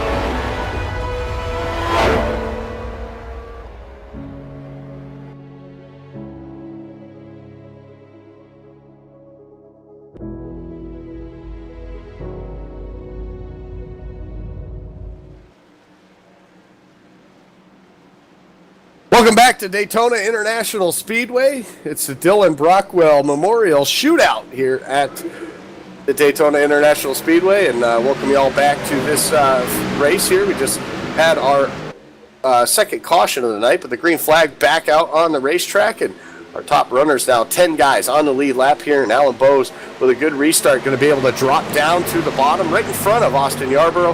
And will pick up right back where he left off in the race lead. The 40, though, able to get back up there. Jimmy Mullis able to get back up into the top spot, obviously, with this caution. It groups his top guys back up here, and they'll race a little side-by-side action now as they go back into turn number 3. Going into turn number 3, Alan Bowes to the bottom side of the racetrack. That 40 saw him and that 33 kind of lead that second pack and caught him, so they got some fast cars there. It's going to open up that bottom side of the racetrack. The 4, Boston Yarborough, is going to push that 26 to the lead. And that 08 of Brendan Queen and that Mountain Dew Chevrolet on the bottom. He's going to fill in that hole, so he's going to move to 3rd on the inside. But that 40, he's going to side draft him up there. That 4, Austin Yarborough, drops to the top side of the racetrack to kind of stunt that momentum. It's going to happen, that's going to break up that top side, and that 33 is going to drop down. Now, Andy, we're getting back to where we were, single file. There we are, at least for the time being right now, as the 08, I should say, drops back down to the bottom. Alan Bowes continuing to kind of play, it's kind of a weird line he's playing there. Off of turn number 2, goes right up to the wall, then drops back down into turn number 3, and all that does really is breaks up the draft with the guys behind him and allows them not to really get a run. And it's been a great job. It's been what allowed him to keep this race lead for the extent of time that he has here from these top 10 drivers right now. At least the top 8 right here. The other 2 got some wave arounds. The 70 of Mike Donahue and the 55 of Ryan Hill got the wave arounds that last time, so they had to start behind the lap down machine. So that puts them a little bit out of touch from these race leaders right now, but we'll try to work their way up through that field right now. The field races by another lap machine right there. It puts the 59 now 2 laps down, and that will leave us with 5 cars that are 1 lap down, looking for another caution here, a quick one for them to get themselves back on the lead lap. So that's what they need to get it done. And also the 2 guys that got the waiver on the 70 and the 55, they need to caution pretty quickly because they're going to have to come down for fuel. At 55 of Ryan Allen, he is the final DVR Dylan Brockwell Racing machine left, Andy. So he's holding up the stable there in that 55 machine, trying to get it done. Also, that 26 of Alan Bowes sporting some logos for Dylan Brockwell. So a lot of these guys showing their support. And, most of them, there's about half the field with logos, and about half the field was taken out in that wreck, Andy. All the guys who came down the pit road that were in that second pack, and I think we were wrong. I think that 55 was the only person to get out, with basically no damage. Yeah, you're absolutely right, and you got to the 33 getting out of shape. Contact back in the pack on the entrance to pit road. The 59 got turned. They were 3 wide there coming off of turn number 3, Andy. It was like the 70 and the 9. They were 3 wide with the 59 lap car, and he ended up getting turned and put into the wall. So our 3rd caution of the night comes rather quickly after the second one just ended here. That's going to give a couple, as the replay goes up on your screen there, just run out of room there off of turn number 4. And 3 cars, the 59 just got lapped once again, and he ends up getting spun out there. There's heavy damage to that car. Takes the virtual tow back to pit road, and that'll spell probably the end of his night with all that damage on that. A couple other drivers as well picking up some heavy damage. This is a good one for the 55 and the 70. Allows them to get on that same strategy as your leaders now with the fuel. So that's what they needed. A couple other guys, looks like the 11 of Buzz Moore, actually going to be in that position for that lucky dog for the free pass, which will put him back on the lead lap as well. So this is what a bunch of these guys needed, and they needed pretty quickly here, and they were able to get it right here on lap number 84. And we're about to complete lap 180, or not 185, we're about to complete lap 85. I think it was 115 left to go in this event.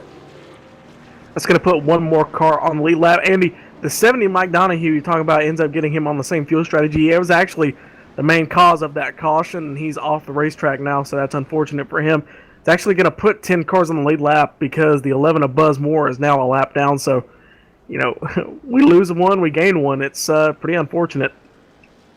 Yeah, and that's a product of those guys taking that wave around. They had to start behind the lap down car. So a lot of the cars that had damage already from earlier accidents, those were the guys that they were behind that had to make the ground up to get around them. And unfortunately, like you mentioned, the 70 involved in that one. He sits on pit road with extensive damage as well to that machine there. Front runners, though, all looking, looks like they all stayed out that go around there.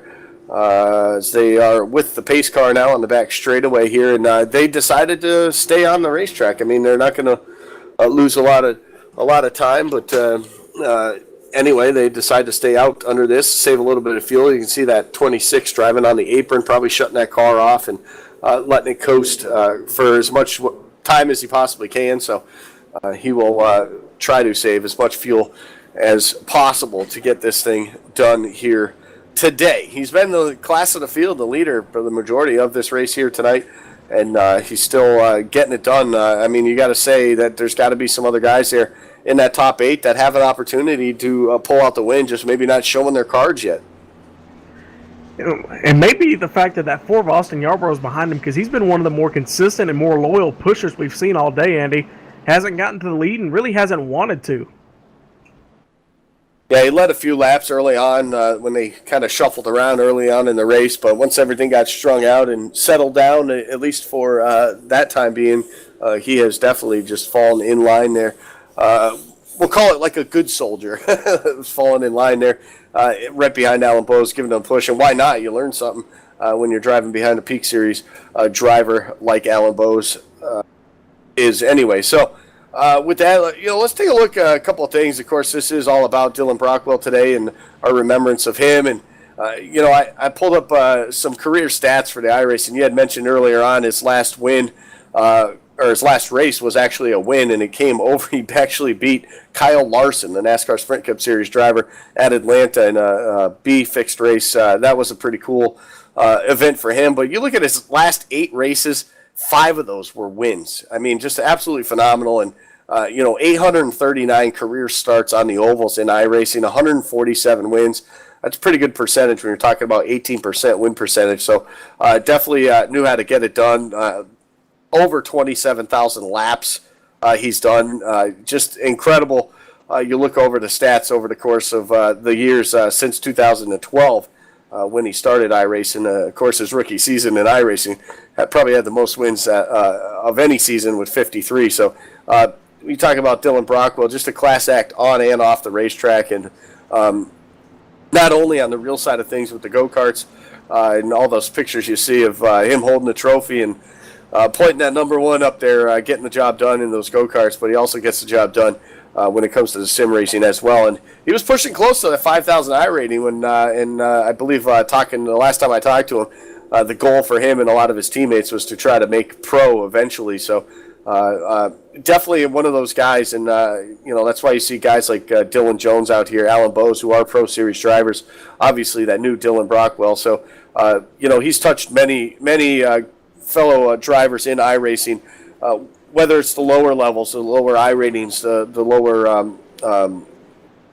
lower skill sets, or if it's even these higher guys, giving them fits in these races, battling them for wins. So that's why you see such a diverse class of driver here in this race here today. So it just shows you what type of man he was.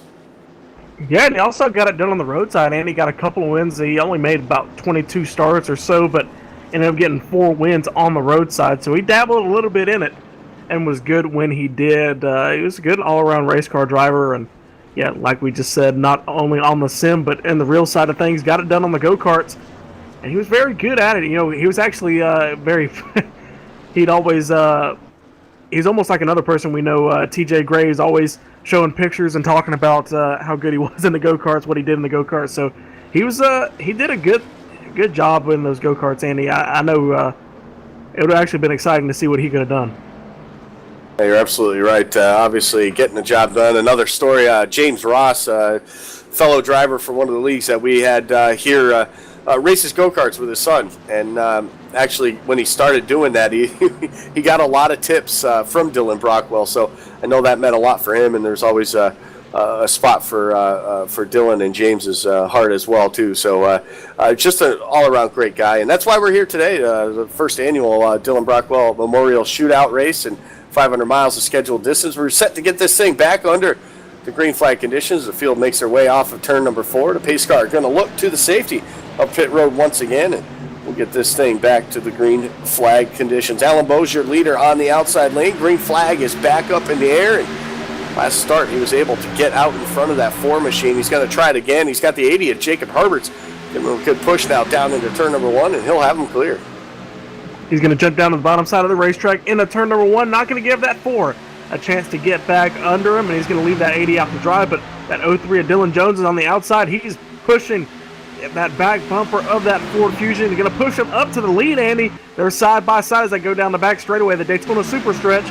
Let's see what's going to happen here going into turn number 3. That 4 of Austin Yarbrough's laying on the back bumper of that 26 as they go into number 3. Looks like no help on the outside with the 80 and the 03, so they're going to drop back. You know, that 80, he's not as good as we've seen getting that side draft as now the 03 drops to the bottom. He's going to cut off that front of the 33. Yeah, it was an awful close call right there for Dylan Jones, dropping down in front of that 33 machine. Did a great job with that, but barely, almost made some contact there, and that would have sent a couple guys up towards the wall there. So the 80 machine of Jacob Herbert's all by himself on that top side. He'll drop further back through this front pack here, but the front pack is 10 cars strong now, as a couple more guys got back on the lead lap here after this one. The 55, Ryan Hill, able to get back on the same strategy as these front runners here as well. And then you got, of course, the 2 lap down. He's down 2 laps in that 6th machine. Santiago Tires doing a great job there, sitting in the 12th position. So a pretty good run for him overall. Just right now, just showing a couple laps down. The top side, though, getting some momentum. So a couple guys, the 33, how about him, starting on the pole, dropped towards the back quite a bit there during this first half of this race. And he now finds himself back up there contending for the race lead. And he's got the 29 of Austin Hartfels trying to help him a little bit. Just not enough numbers up on that high side. Just 2 cars. And that's not going to be enough to get the race lead. No, but it may be enough to slow up that second pack right there. There's about 3 cars there on the back side of this little tail-end draft. Now they're going to pull in behind them. That 33 and the 29 are going to drop to the bottom. They worked really well together, Andy, in the first couple of laps, and I think they're going to be something to look forward to once we get going side by side for the lead toward the end of this race, Andy, because those 2 guys, they knew how to get it done. They knew how to get to the lead, so that's going to be one thing to look forward to. That 55, it's like Ryan Hill jumps to the outside of the racetrack trying to get a little clean air. He's going to fall back in. The 9 of Chad Payne down there on the bottom side of the racetrack. A little bit slow, got caught up in that big wreck a couple of laps ago. He's going to get back onto the racetrack, get back up to full speed, or at least as close as he can get to. Meanwhile, up front, everybody single file. Andy, once again, we close in on halfway. Yeah, we get closer and closer to that halfway point, lap number 100, and we can start counting the laps down in this event here today, this afternoon. And a long endurance type of a race for these drivers. 500 miles, definitely nothing to sneeze over. You definitely have to be up on the wheel at all times in a race like this with how close you can race with these drivers, that you cannot at all lose concentration. So mentally and physically, even though it's a sim, there's definitely some strain on these drivers to be focused and to have preparation to get a long race like this under their belts. And of course, we saw this a few months ago, that race that the Pit Stops for Hope race that we saw for benefiting Laura Lawson right here on the same channel back in February, that we saw that 20 of Dylan Brockwell come home with the win. The same thing with that. He led 119 laps of that 200-lap race there. It was pure domination for him once he was able to get up to that lead. But it was one of those, he talked about it as well. It's just you got to be focused. You got to be ready to go for that whole time, and you got to be prepared that it might go green that whole time, just like that long green flag run we had early in this race. Yeah, Andy, talking about focus, I ran the NASCAR iRacing series at Talladega about a month ago, and I don't usually run races that long. It was 100-plus laps or close to it. Oh, looks like the 40 blowing up on the back straightaway. So that's going to drop one car out of this lead pack, Andy. But we're going to go back to him in just a minute, maybe catch up with him and find out what happened. But, Andy, I would find myself after a couple laps, I would not even blink. And then once I realized that I'd blink and I'd lose my concentration and make some mistakes. So a lot of these guys, they get into a zone and they just kind of blank out of everything around them. Yeah, you almost have to be that concentrated. And even like the guy, Alan Bowes, leading this thing, he's not, this isn't just, foot to the floor and just turn left when you have to. I mean, he's got to be, probably half of the time right now he's watching actually out his rearview mirror, trying to see what these guys behind are doing. Does the outside lane getting a run? Does he have to go up there and block it? I mean, a lot of things go through their minds as a driver. You're not just kind of just follow the leader and ride in line. You're thinking about a whole bunch of stuff. You got to prepare for what if, what could be. You know, when you get up on these lap cars that these guys have been passing, you know, you have to be prepared that that guy might, you know, have something wrong and have too much damage on that car and can't keep it up out of your way, or, you know, a whole bunch of things can go wrong for these guys in the sim. So, you know, it's definitely a concentration type of event, especially when you put this many laps at a track like this, and you just got to be focused and prepared for everything and anything. And so far, these top 8, top 10 have been able to do that so far this whole race. Tell you what, Andy, look at the outside lane. They're going to try it again, that 29, the 33, and now the 55 of Ryan Hill. They're going to work that outside lane. Now he's going to drop down and get a little bit of momentum. Now they're up side by side with the front 2 or the front 5 guys, the 80 and the 03. They're going to try and side draft their way up to the front, and maybe they can get close enough, Andy, and may be able to get enough to work. Yeah, they just might be able to, if they can get 4 cars to get it done, that might be enough to get themselves up towards the front and maybe knock that 26 off the pedestal that he's been on for the majority of this race here. As they work off of turn number 4, and we work lap number 97, and this would approach even closer to that halfway point, just a couple laps from that point at all. The 08 of Brendan Queen, we haven't talked much about him lately, but a good run, solid run for that 08 machine. Been up here in the top 10 all race long, but been very quiet, hasn't really pushed the issue, hasn't led an outside lane or anything like that. So he's just been content with sitting there right there in line with these guys and trying to get it done as that outside lane still trying to make it work, and they're going 3 wide now with a lap car. I tell you what, Andy, that 08 of Brendan Queen, when I saw his name on the entry list when I first came in here, I got a little bit excited because I've run for the past 3 years in a series called the Can-Am Racing Series, and he has been absolutely dominant in the B-Car or Xfinity Series League in there. It seems like every week he's either up front winning or he, you know, wrecks the car trying to get up front, and usually it's the other way, the winning part of it. He rarely ever makes mistakes, and he's really good on the plate tracks, just never has any luck really getting up front, and I think now he's going to be really content running that bottom side of the racetrack for the next couple of laps, or, you know, at least for the next 50 laps to get himself into position, because he's in a really good spot, you know, being 100 laps into a 500-mile race and running third behind basically a pro and somebody who really needs to be a pro.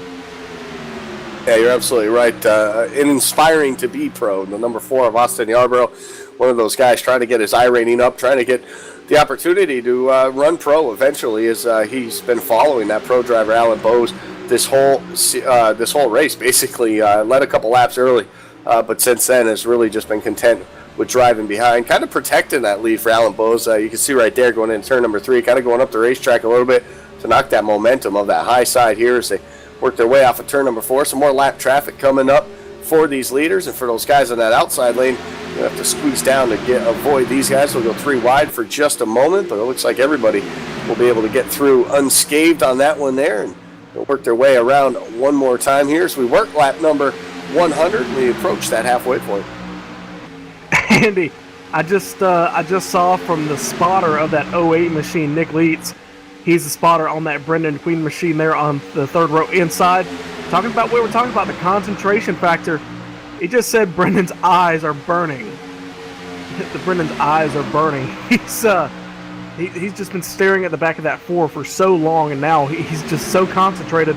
He's running back there trying to get in a position. Look at there. Andy, we got a battle for the lead. Is that 29? He's now side by side with the 4, and now he's the defender of that 26.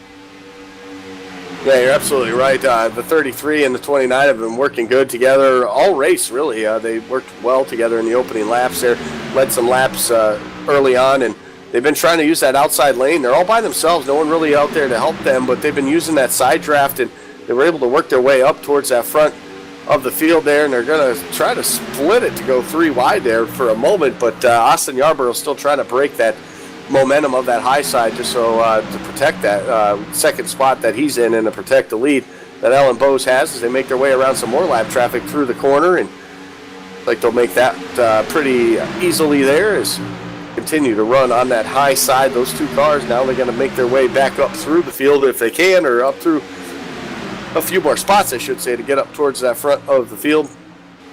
As we see into turn number 1 and 2, and we've approached that halfway point, so we might as well do it.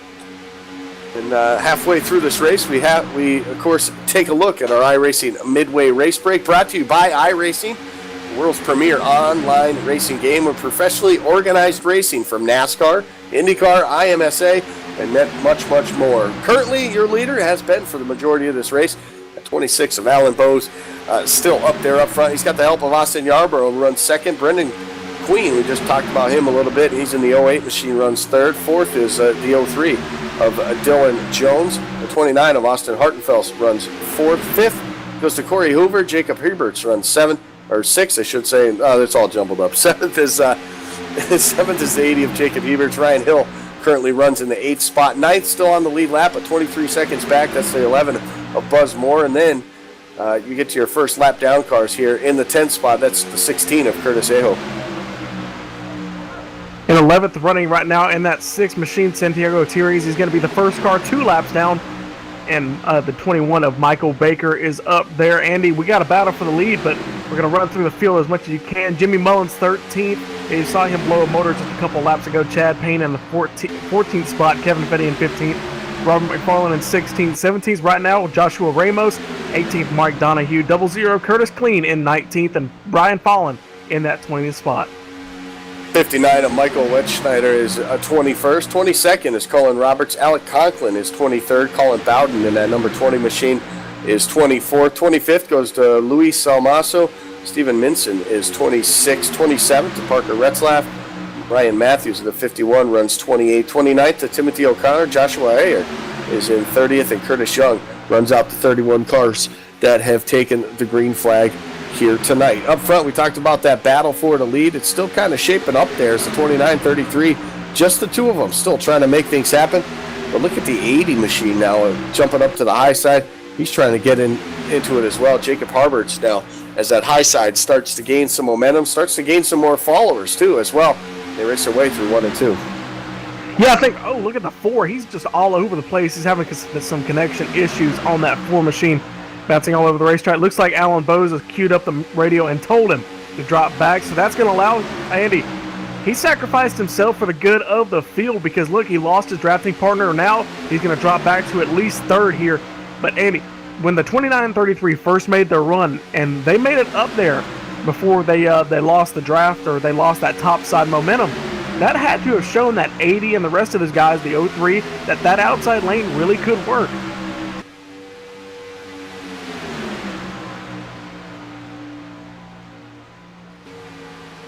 As we see a new leader right there, that time Austin Hartfeld's in that 29. And of course, that has been our iRacing Midway Race Break. For more information on the wide variety of sim racing possibilities online, visit iRacing.com and sign up today. You can use the LSRTV promo code by entering PR-2016 LSRTV when you register for new iRacing membership, and you get the late model free of charge with that promo code, along with the 13 cars and 14 tracks that are included with the first-time subscription here. Our new leader, I should say, out there not all by himself now, because Alan Bowes jumps to the high side all by himself now. At 29, Austin Hartenfeld back to the race lead here. It's been a while since we called that 29 up in the front spot. He did qualify in the 3rd spot, so he has had a fast race car here all day. It's just been a while for him to get back up to the front, because that 26 has just been flat out the class of the field. As you can see, that 4 of Austin Yarborough trying to help the 26 on the high side, but the connection issue still plaguing him just a bit, and he might have to fall back a little bit more here just to the tail end and kind of ride this out. Hopefully it spikes back down for him, and then he can continue racing on this one. About to complete lap number 107 this time by. Still 1 car on the outside. That's Alan Bowes trying to use the side draft to keep himself up there, and we'll see the 08 now give that push to the 29, move that 08 up to the 2nd spot now, so a good run. Brendan Queen just being patient on that bottom side. So we've approached that halfway point. We've crossed it. We're now counting the laps down. This next time by, we'll have 92 left on the docket for this race here today, but you've been watching right here on LSRTV. It's been the Dylan Brockwell Memorial Shootout on iRacing Live. We'll be back in just a moment.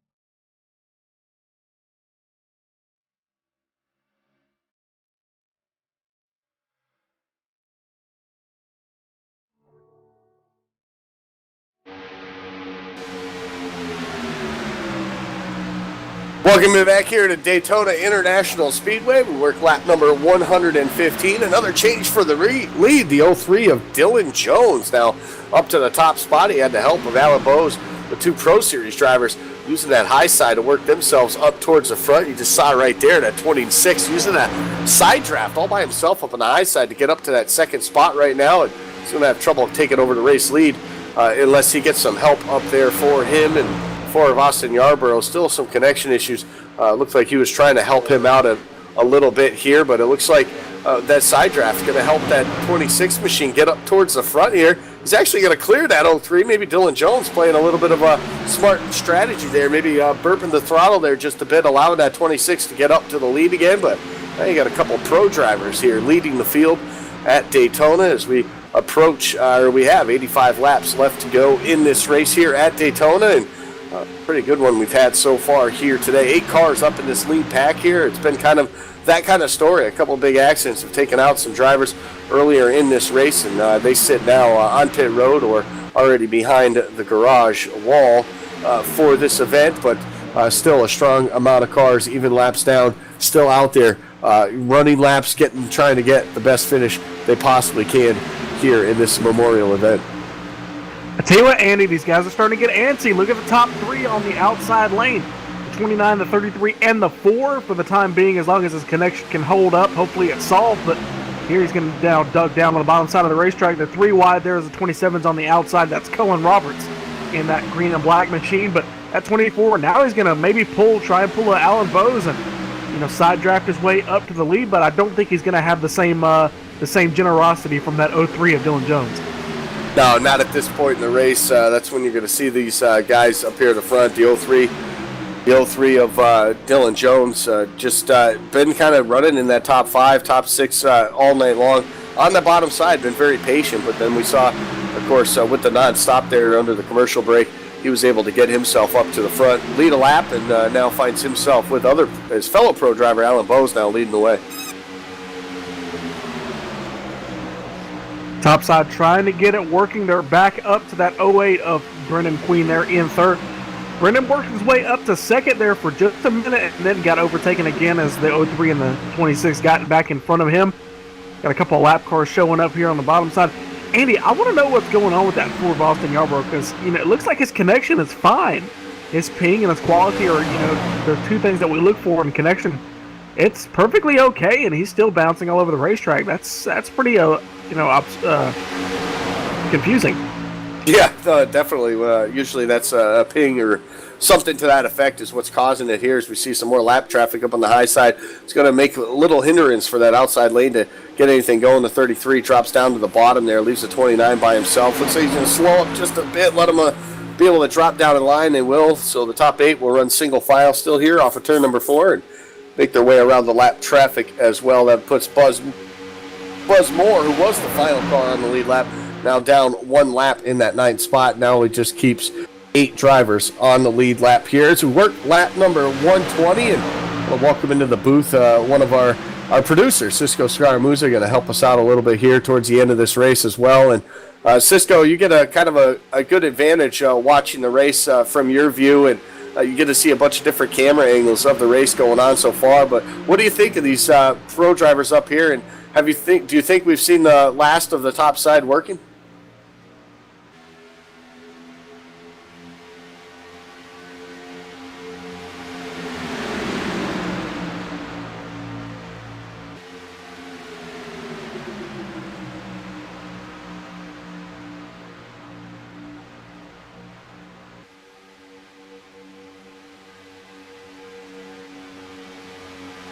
Yeah, you're absolutely right. And Gabe, we have seen these guys up towards the front of the field pretty much be dominant up to the front. But when a long race like this, with this many laps, you don't expect too many battles for the race lead early on. But now that we get into crunch time here with 80 laps to go right now, this is about the time where you're going to start seeing some of these guys really start to see who the players are going to be for this race. Well, I think what we're seeing is these guys right here in this lead pack, they've all been, just so consistent, working their way up through the pack and, kind of just holding station here. It's the 26, the 03, the 08, and the 29, and the 33. Your top 5 have been really the most consistent and common and consistent and competitive cars all day, Andy. I mean, these guys have been doing so good. I mean, I think the only thing that's happening right now is, these couple of stragglers here at the back of this pack, Andy, they're kind of weighing back and, they want to get up there to that top side of the racetrack and help whoever wants to go out there, but they don't have the position to do so. And so whenever they drop out to the outside, that draft, it kind of acts like a parachute, really, with the amount of distance between them.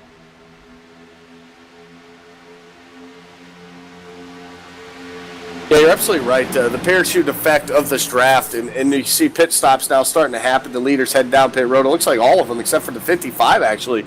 Ryan Hill's going to stay out at least one more lap. He's got some help from that 11. Oh, no, Austin Austin Yarborough Yarborough got spun. Oh, the 4, trouble getting on the pit road. So Austin Yarborough spun there. Looks like some damage to that machine as well. Some front end and some rear end damage for that 4. That's exactly what he didn't need.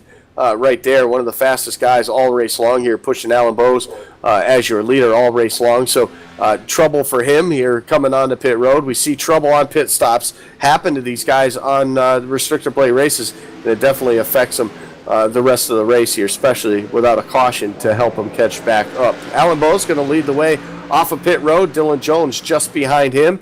And then you got the 08 now of Brendan Queen, who will come out as well, the 33. And it looks like the 4 of Austin Yarborough able to get back out on the track too. So he at least has some help with the 33 for now, but green flag pit stops definitely going to cycle these things around and split these guys up, at least for the time being. The 55 now, the last car that did not come down pit road that during that first group there, he will be the last one of the lead cars to come down pit road. He comes down now with the help of the 11 of Buzz Moore.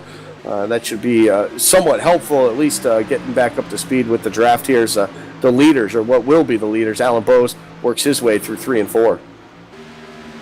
Yeah, absolutely doing a great job right now. And that 33 actually slid through his box, and that actually ended up hurting them. That's what actually let the 4 catch up to the 33s. We're seeing the 4 isn't able to keep up with that 33.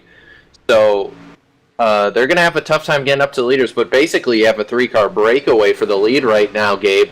You have that 26 in the lead, you have the 03 of Jones right behind him, and the 08 of Queen right behind those two.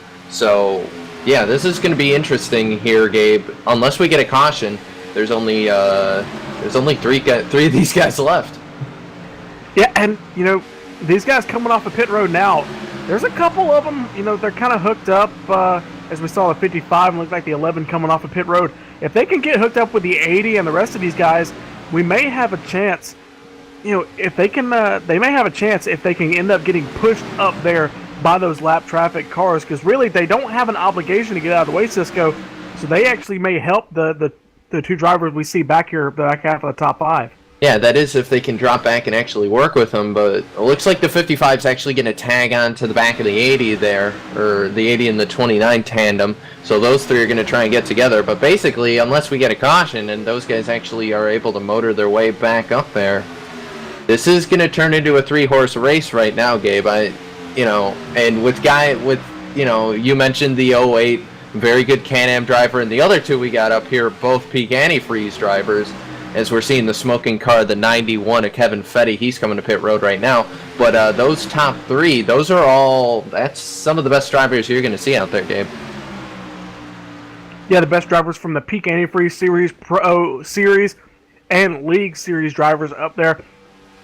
Cisco, I think I see that 80. He's starting to get a little bit bigger. He's hooked on with, looks like the 29 and the 55. So that 55, Ryan Hill, he's trying to claw his way back up there. He's in 6th. I'm actually surprised he didn't lose that much time by not pitting with the rest of the pack. Yeah, he actually is doing a great job right now. And if they could just keep catching those 3 leaders, they might be able to turn a bit of a show into this. But right now, everyone's just still kind of riding around. We're not really seeing any packs bigger than 3 cars. I'm looking around the track right now, Gabe, and yeah, the biggest pack I'm seeing are those those 2 packs of 3 cars right now. Caught him by a 10th that time. It went from 1.8 to 1.7 seconds, Cisco, so it's coming down. And looks like they're going to get a little bit of momentum off the 41 lap car of Robert McFarland. He's going to go high. The 55 actually going to try and get a little bit of draft off of him. Let's see what the gap is as they come by this time. If they encounter any sort of slowdown, Cisco, these top 3 guys, they're going to have to deal with the 80, the 29, and the 55 right away. Because, I mean, yes, it's a 1.7 second gap at the line last time, but that's really not a big gap when you think about super speedways. I mean, it's a 50-second lap time around here. And these guys, if they have any sort of slowdown, it takes a while to get that momentum back. Yeah, it's because these cars are geared the way they are, they just don't have the acceleration that you'd see them have at like in Atlanta or any sort of mile and a half. So, it takes these cars a while, and they're throwing down about 45-second lap times But I mean, when you come off the green flag, that first lap, that's probably at least a minute, and that second lap getting up to speed, you're still not going the fastest you could be. That's still about 50 seconds a lap. So there's about a 5-second difference between, sort of being up to speed and being up to speed. And right now, Bose, Jones, and Queen are just laying down laps right now, and they're doing a great job because they have 1.93 on the 80 of Harbert's right now, and Hartenfeld's right behind him. Closing in on 70 laps to go here, Cisco. What are you going to expect to see when we get down? If we do have these only top 3 drivers, is it going to be really, we could have the possibility of guys racing 3 wide for the lead on the white flag. Yeah, absolutely. I mean, we saw it the other night in iSuper Speedway. Those guys went 3 wide and actually ended up crashing towards the end of it. Josh Ball was able to win that race. But, it's going to be interesting. And, of course, lap traffic always going to be a factor here. But I think for right now, I don't think you can touch these 3 unless you see that yellow flag. And, we have seen those yellow flag flare up just a couple times. And even after, what was it, about a 70-lap green flag run after the initial start, we saw the caution flag come out just after pit stops. And we have one more opportunity for green flag pit stops here. We pitted with about 75 laps to go, Cisco, so it should be one more time on pit road for these guys, and that could be any opportunity. The 26 and the 03 maybe get together on pit road or miss their pit stalls, and that 08 is by himself. We can have a totally different front pack. Yeah, absolutely. You have to be perfect on pit road, especially here at the plate track. And that's about it. You just got to be perfect on pit road right now. But Alan Bow's continuing to lead, and we're kind of struggling here, Gabe, because there's not really a whole lot of racing going on. These guys have just seemed content to ride right now.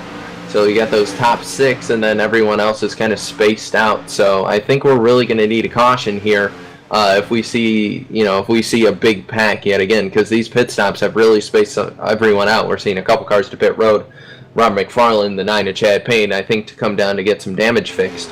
But in the meantime, these top 6 are just unbeatable right now. Just the top 3 are unbeatable. Yeah, we're kind of struggling to know what to talk about, but this is what's going to produce maybe a good finish. And look at this, Cisco. I think that second pack, they're catching them yet again. They've gotten out of that lap traffic, so all they have to do is put the pedal to the metal. And yeah, it went down from 1.7 to 1.4, so they're catching that draft, Cisco.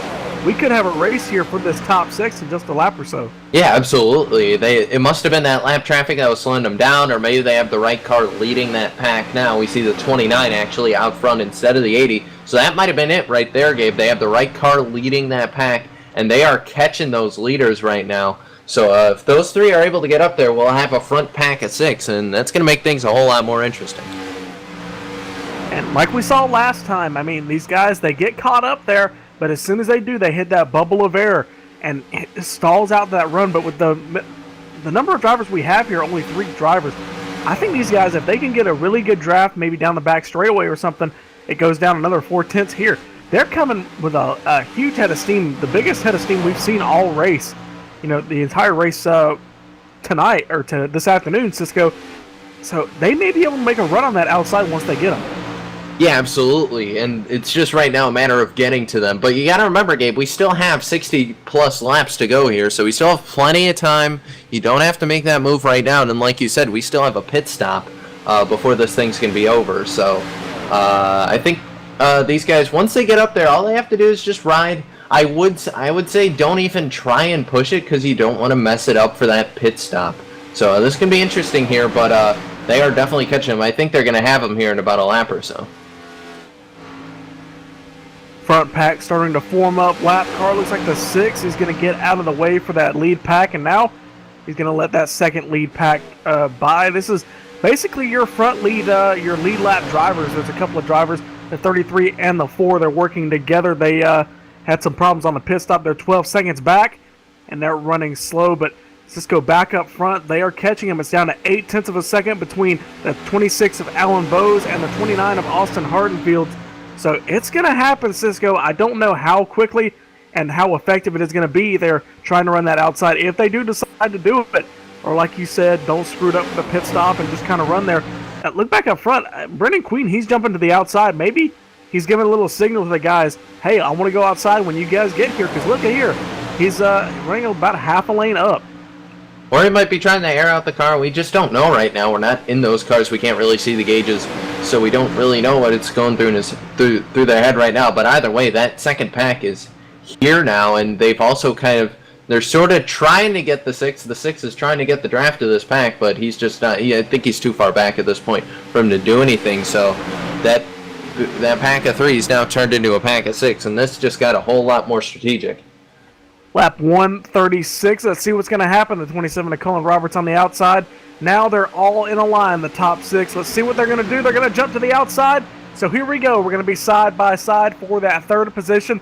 The 29 of Austin Hartenfields is going to be on the outside of the 08 of Brendan Queen as they go into turn number 1. The 80 is not going to go with him, so it's going to leave him by himself with that 55, Ryan Hill, on that outside lane. He's going to side draft his way up side by side with that Mountain Dew Chevrolet on the bottom side of the racetrack.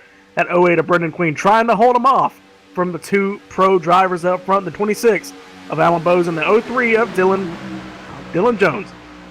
Yeah, the 29's actually sliding back. I think, Gabe, what happened there was that second pack just caught him with a little bit too much speed and didn't want to brake check each other. So they just jumped to the outside and figured it all out. See, now they've dropped in behind the 08 of Queen now. So those 3 are going to... Looks like everyone's just content to ride right now. We're seeing the 55 jump up, maybe trying to get some air, maybe trying to get a little bit of a run on that 29 to keep up with them. But right now, I think everyone's just content to ride. But we keep seeing cars jump out to the outside. So I may be wrong yet. It looks like they are going to try and jump to the outside.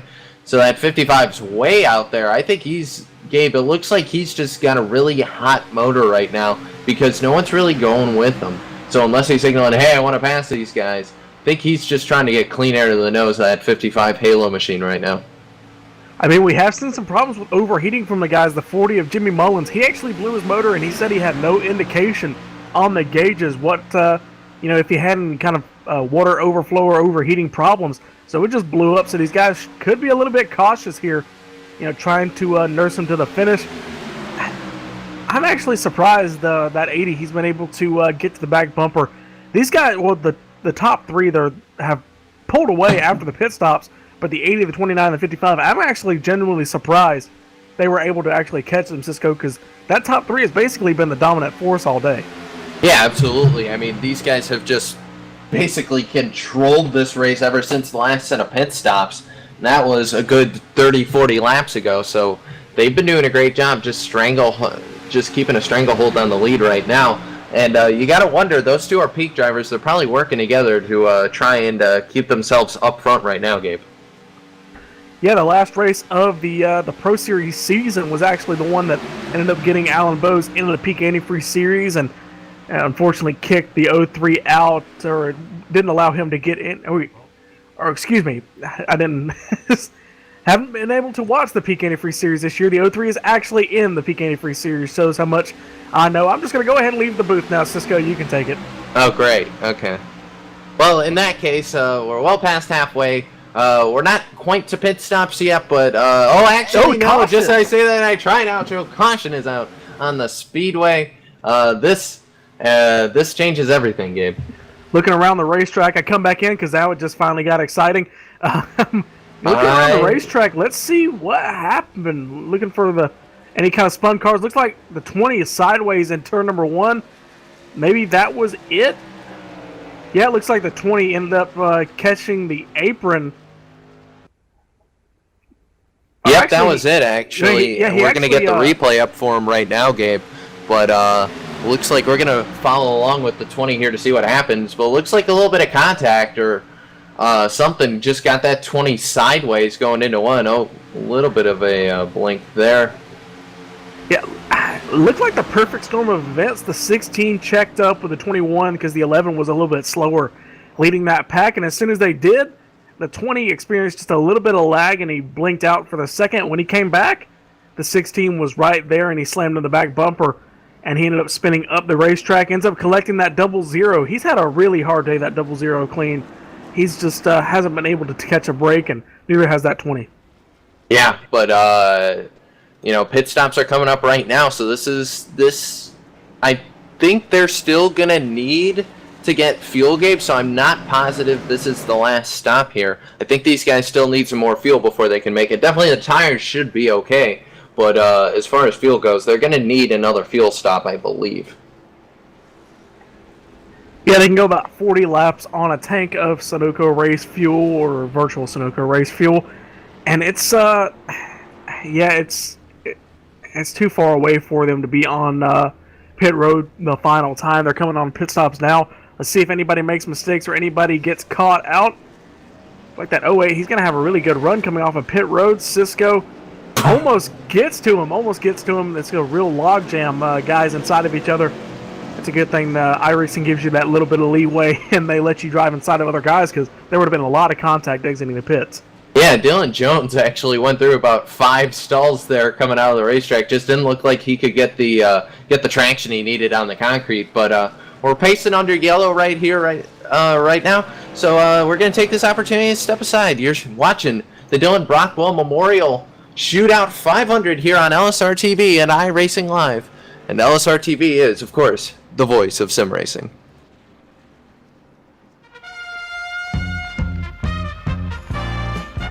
Did you know the lion's sense of vision is so powerful, it actually enables nearby creatures to see better? Here we see lions assisting the offspring of others, while their parents are elsewhere in the wild. Brilliant, isn't it? Making the wild kingdom look much better indeed. Do good, be a lion.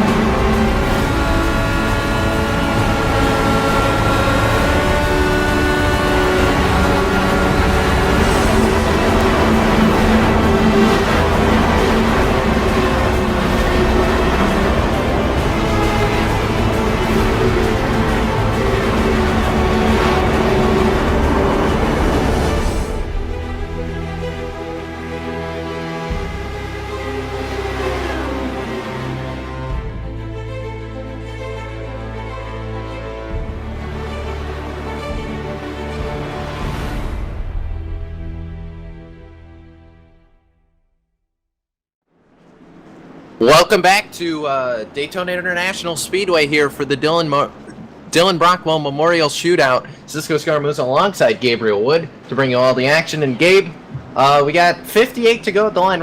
We should get the 1 to go here this time. So that means we're going to have 57 laps to go when we cross the start-finish line to take the green flag. Top 3 still the same off of pit road. Alan Bowes, Dylan Jones, and Brendan Queen are still your top 5, but Gabe, we got a big pack again, so I think that means everything is not going to be the same, but we're seeing that 08 down on the apron trying to fuel save, and that's just a reminder, these guys aren't done pitting yet, we don't think. No, we've been consistently running about 40 or so laps on a full tank of fuel. You know, we had a caution the first couple laps, so they were able to save a few, so maybe, 40 to 38 laps or somewhere around that point. And you see the 08 on the bottom of the racetrack. I don't really know why, though. If he saves enough fuel to make it 60 laps on a tank of fuel at Daytona, that's going to be absolutely amazing. I think we're going to need one more pit stop in the next couple of laps. we're going to be in the pit one within about 20 laps here, Cisco, so it's going to be pretty close.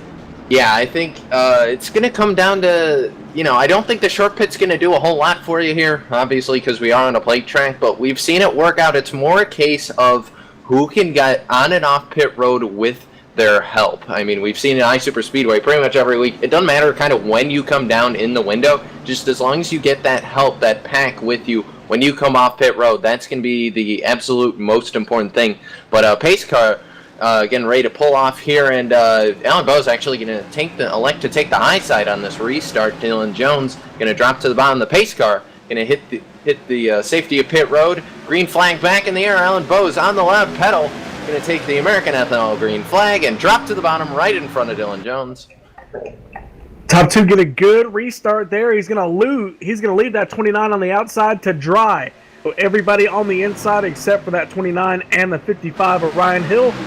And now the top 3 on the bottom are the same as before the caution. The 26, the 03, and the 08 of Brendan Queen there. Throw in the 80 as well. The 29, he's trying to side draft the 80 there. Looks like he's actually going to find his partner again, that 33 of Corey Hoover. He lost Corey there on that last round of pit stops. He ended up having some problems there. Looks like that 4 is still having some connection issues. He's going to force that 33 up the racetrack, but he lost him after that pit stop exchange, and now he's found them yet again. So maybe they can make a run to the front. They've really been the only ones I've seen all night, Cisco, that can really make that outside lane work in a tandem. Yeah, absolutely. But I mean, those two guys, obviously loads of experience between the two. Dylan Jones, multi-time Noble Motorsport champion. Alan Bowes, one of the most dominant drivers on the Peak Antifreeze Series, running in the top 5 of that championship right now, trying to hunt down Alfala. But, Bowes is just content to ride, and right now he's been leading this pack for, I'd say, about 40-something laps, I think, right now, Gabe, and has just done an amazing job in that Drake and Tech number 26, and is just sitting there riding right now, and Yarborough was helping him out before, got shuffled to the back with those connection issues. Now Jones seems has been helping out, but once we get towards kind of 20 to go mark, we might start seeing those bonds that these guys have taken, 150, 170 laps to make. They're going to be starting to get broken here because at the end of the day, these guys aren't teammates. It's like back here, the 29 and the 33 of Corey Hoover on the outside lane. I was actually talking about them just a second ago, but yeah, same statement still applies to the 26 and the 03 up front. But Cisco, look at this. At 29 and the 33 are working that outside lane. He's side by side for 4th with the 80 and the 4 there on the inside. Is the 80 is going to be Jacob Harvitz and Austin Yarborough there on the bottom side of the racetrack. And that 55 of Ryan Hill, he just really cannot catch a break. I think he's got damage from earlier here, Cisco, because he just cannot keep up with the rest of the pack. No, and when he was leading that second pack trying to catch these guys, they weren't really going anywhere. And looks like the same is true now because it just doesn't look like he has the aerodynamic either. Something's wrong with that motor. You know what might have happened, Gabe? And he might have actually damaged the motor at some point. Maybe ran a little bit too red and overheated it for too long. Maybe didn't blow it up, but has some sort of lasting effects on that engine. We know it happens in the sim from time to time. You hit the red on the water or the oil temp, and you start to overheat the engine. You get out of the pack when you can, but there are some lasting engine effects if you aren't careful. Looks like he's been able to catch that 4 of Austin Yarborough back up front. 29 of Austin Hardenfield. He's up to that 3rd spot, the 08. Right now he's going to drop down to 4th, but he's side by side with the 08 of Brendan Queen there on the bottom side of the racetrack. He's going to have that 33 help him. Watch for that side draft going into turn number 3. They're going to dive it down on the inside, force that 08 to the bottom, make sure he's going to get as close as possible, and end up pulling up to him. See, now he's side by side with him. They're going to be door to door coming off of turn number 4. Like I said, those are the really 2 guys that have been most successful, and now they got the 4 and the 55 helping them there on the outside lane. But I expect to see those guys up front here toward the end. Well, you talked about the numbers game, Gabe, when we were talking about who can jump up on that outside. And that caution really brought these guys back together, gave that outside line new life. When we only had 6 cars, I don't think it really would have done anything. Well, we have a good amount now, And we're seeing Alan Bowes actually, we're on board with the 80. We're going to jump out of that in a moment. But we're seeing that 26 actually kind of working both lanes a little bit. You can see him sticking his right rear quarter panel out towards that outside, maybe trying to bring him alongside and control both lines. Because he doesn't want that outside to take control of this race after he's been in control of this race for a while. But you have to remember, Gabe, these guys still need to make a pit stop. So I wonder if any of them are thinking fuel save mode right now. That 55, maybe that's what he's doing, but we're seeing the lap car. They're approaching the lap car, that 00. But these guys might be trying to fuel save right now. In the packet, look out. Oh, look at this. Oh, big problems. Caution is... No caution for that. Oh, my. The two contenders on the outside lane taken out by a lap car who didn't know where to go. He drops to the ducks to the outside lane just a little too late. The entire race he was expecting a single file lane, looks in his mirror and sees two guys and realizes that too late, and that 29 ducks outside because he thought he was just going to maintain the middle lane, and it's just a whole confusing mess there with that 00 and the 33 and the 29. Yeah, and that's going to cost maybe two of the stronger cars in this whole race. That's going to cost them their chance to go to victory lane here today, but just unfortunate. I mean, you know, he had plenty of room, and caution now going to be out.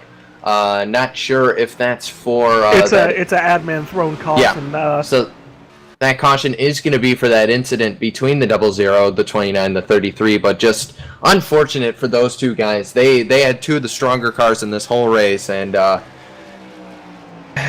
you know, Gabe, that pack catches you. They're doing 190 miles an hour, and I mean, you're only doing 180 when you're by yourself, and you know, sometimes you're not sure where to go. Whether you got people screaming on the radio, "Oh, go middle, go right, go left," and I think that was just what happened there. Just got spooked a little too much there.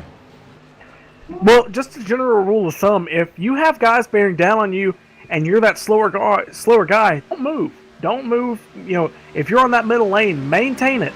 You know, make sure that they know where you're going, even if you didn't say anything. You really want to be on that outermost lane just to make sure if anybody does pull out that you have enough room. But, you know, if you see they're bearing down on you, this is a future lesson for anybody out there.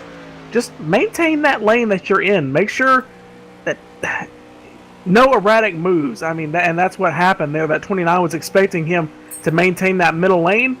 And when he jumps to the outside, the 00 was there. Yeah, and we're on board in the replay right now at the 00. You can see he thought middle and just went to the top, and the 29 just couldn't do anything. He had already committed there. And we're seeing the result of those two blown motors from the 29 to 33, or maybe not blown, but at least smoking a fair amount. But that's basically, for the most part, going to take those two guys out of this thing. And really, that pack that we saw...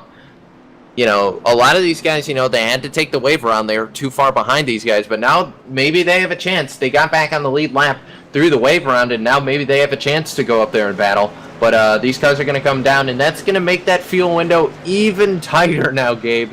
So I think they'll still have to make a pit stop, but they're just reducing the amount of fuel they're going to have to take. Yeah, it's going to be very, very close. Looks like from race control, Curtis Clean has been disqualified for that action, so... it's going to put it into his night. But yeah, they're going to come on the pit road and see if anybody's going to miss their pit stall. Any mistakes here.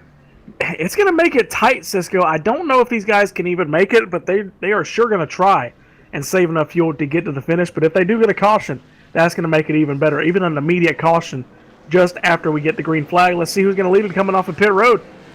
That's a slow stop for the 03. He's going to lose a lot of positions. It's going to move that 08 to second. Yeah, Dylan Jones with a 15.77 on pit road. The slowest time we're seeing out of the top 5 right now. And just Yarbrough, that pit stop he has right towards the exit of pit road really helped him. He had a great launch, 14.58 on the stop, so a great stop for that Ford team. And a matching stop with the 08. So just a great job by Yarbrough. I think he made up several positions, not just 1 or 2. He made up like 3 or 4 on that one, Gabe. But... you know, Yarbrough, he's a very aggressive driver, but that was, you know, I think he's going to be a player here towards the end of this thing. If he can keep from that car blinking too much, I think we could really see that Ford maybe go out and try and win this thing. And he hasn't been in this fight for a while now, but we know he's fast. Yeah, that's the one thing, the unknown, if that car can maintain its connection to the racing sim. It's been a little bit better the past couple laps, but it's still bad, as we just saw just a second ago. So we'll have to wait and see. Right in here under caution, we're going to get an updated lineup for you this time by. Let's see where everybody's going to stack up.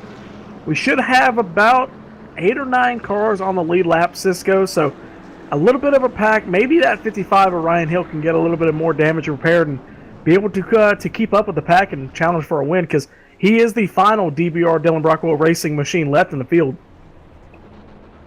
Yeah, and I don't know, Gabe. You know, we could say the favorites to win this thing. Obviously, you got to go with the 26 for as long as he's led. I mean, 119 laps we're showing right now that he's led. He's led over half this race. If we were doing bonus points for most laps led, he would have those.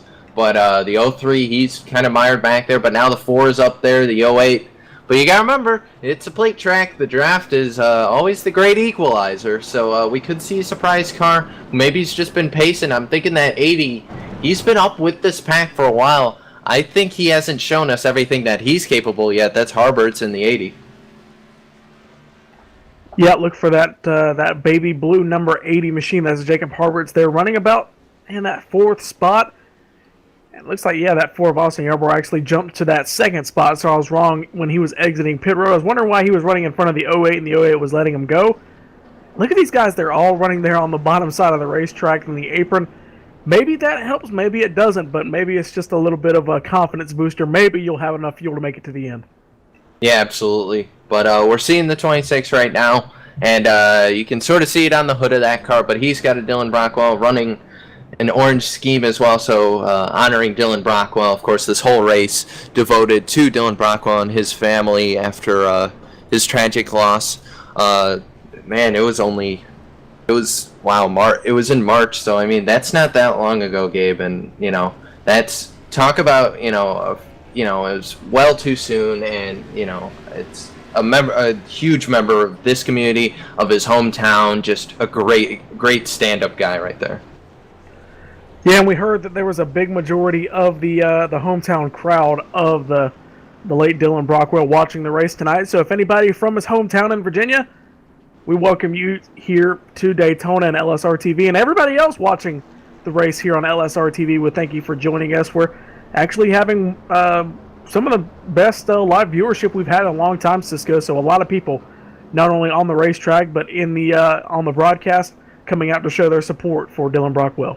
Yeah, absolutely. And Brockwell, I mean, I talked to him a little bit. Same with you. I didn't get to know him as much as some of the other guys we raced with, but from what I've talked to him and from what I remember, he is probably one of the most stand-up guys in the whole sim, and one of the most stand-up guys I've ever met. I mean, just a genuine human being, and just love to have a good time, but at the same time, you know, he went out and helped people. You know, Andy got to talk about how he helped James Ross and Jimmy, those two guys, help out in their karting stuff. And James, hope you're watching. And Dave, we know you are. So I know that entire family, Noble Motorsport, we can see Dylan Jones running that paint scheme right now. But we know that whole community is another community that just wants to give their best wishes to Dylan Brockwell, his family, and his friends. Coming off of turn number 4, we're going to get the green flag this time by. We started with 31 cars. Now we're down to just a few. Should be about 12 or 13. We'll take the green flag this time by. It's been a race of attrition. Only a couple of cautions here. Green flag back in the air for hopefully the last time here. We're going to go hopefully green flag till the end of the race. Just under 50 laps to go here in the Dylan Brockwell Memorial Shootout 500 at Daytona. That outside lane trying to work with that 80. You talked about on Cisco under the caution, being one of the sleepers here. Maybe not showing what he's capable of. That 80, though, or that 08 of Brendan Queen there on the bottom side of the racetrack, trying to help that 4 of Austin Yarborough to the front. And from what we're seeing right now, maybe that pit stop, maybe the 55 was sandbagging a little bit because he's with that 03 right now pretty well. So that 55 might have gotten some damage repaired, or at least fixed whatever aero problems they're having, because he's catching the back bumper of that 03. Now we're going to see Bose drop down into that 4th position right in front of the 03, who he's been working with for most of this deal today. So I think those two maybe make a late race charge here back to the top side. But 44 laps to go here in the Dylan Brockwell Memorial 500. And Austin Yarborough going to lead his 5th lap of the race here. And that car is jumping around a whole lot, Gabe. Yeah, but I think the admins are going to tell him to get out of the way and maybe inherit that lead to the 08 of Brendan Queen. He's going to drop to the straightaway, to the apron on the Daytona Super Stretch, so he's going to let him go. And that's going to move the 08 of Brendan Queen to the lead for the first time this afternoon on lap 157. He's going to drop up the racetrack, getting close there as he's trying to let everybody go. About the top 5, rest of the top 5 trying to get around him. He's going to try and use that bottom side of the racetrack to let him go. Cisco, would we call this the 26 a slump? Because this is the farthest he's been back all night. I don't think you could call it a slump. I guess it's the same slump that Ray Alfalo is currently having in the Pro Geek Consulting Cup Series that we'll actually see later on tonight. See how I did that plug, Gabe? That's how you do slick transition plugs right there. But Alan Bose, yeah, he's running 3rd right now, but you know, I can't help but think that 03 and now the 4 is to the back bumper of the 03. I think those guys can basically take control of this race whenever they want because they can just jump to the outside. They have the numbers game well on top of that 08 right now. Yeah, look at the little bit of gap. I'm just going to ignore the fact that you are insulting my plug skills, but the 08 and the 80, they're pulling out to a little bit of a gap here. We should see it come back down once the 26 gets a little bit of momentum back with that 03 and the 4, and 55 running that outside lane again. I think he's just kind of prospecting to see what he can do on that outside lane. He's just been riding. We've never seen him get side by side or anywhere with anybody because he's been riding on the back of the packs, and it's actually worked out for him very well. Look at here, we got a little bit of momentum running with that 26. He's closing to the back bumper of the 80 as they go into turn number 3. We're closing in, 40 laps to go, Cisco. So now we're inside that pit window. So anytime a caution we get from here on out, we're going to be good to the finish. Yeah, absolutely. And if we do get a caution, that's basically going to throw the whole fuel game out the window for these guys. They won't have to worry about it anymore.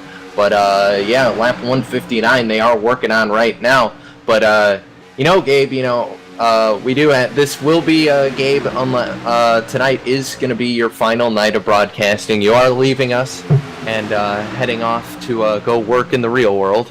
I'm still not quite sure what the real world is, but they tell me it's an actual place. But yeah, it's definitely in, you know, I haven't gotten really a chance to say it on air, but I just, you know, you've been such a great help to me and great help to LSRTV, and you know, it's been an honor working with you, bud. Well, thank you, Cisco, and thank you to Laura, both of you guys, for bringing me on. You and me raced against each other for a little while, and you and me decided to get together and, what was it, broadcast some bottom split street stocks a couple years ago, and that's where it all started. And man, a couple years ago. How long do you think we've been doing this? I think it was only last year, if I remember, because it was about the summertime of last year when I first started working on it, and then kind of in the fall when I got the call from LSRTV. But yeah, we're still seeing that 26. He's kind of grouped up those 4 cars right now, so I think they're just waiting right now, Gabe. But you know, with you leaving us, you know, obviously you're gonna have to go up to work. You're gonna need some maybe some office supplies for your new desk, and I know you're going to school soon, so you're gonna need some new office supplies. Why don't you check out myofficehq.com? That's they're helping out sponsoring the race tonight, and you know, they're a great sponsor of Domino's TYJ, always helping out with those guys. So myofficehq.com helped us put on the race tonight. We want to give a special shout out to them. All right, I have to admit that was pretty slick. If only I could stop saying like filler words, it would have been perfect. But you know, I'm the producer, not the announcer. But when I have to be, I can be both. Thank you for the kind words, Cisco. But you know what? Tonight is not about me. It's about the driver of that 20 that drove a couple months ago to the win in the Laura Lawson 500, benefiting her, and now we're returning the favor to that driver, Dylan Brockwell. Under 40 laps to go here at Daytona. We're going to go to a quick commercial break and be back for the finish of 500 miles, 200 laps at the Daytona International Speedway, the World Center of Racing, on LSRTV, the voice of sim racing.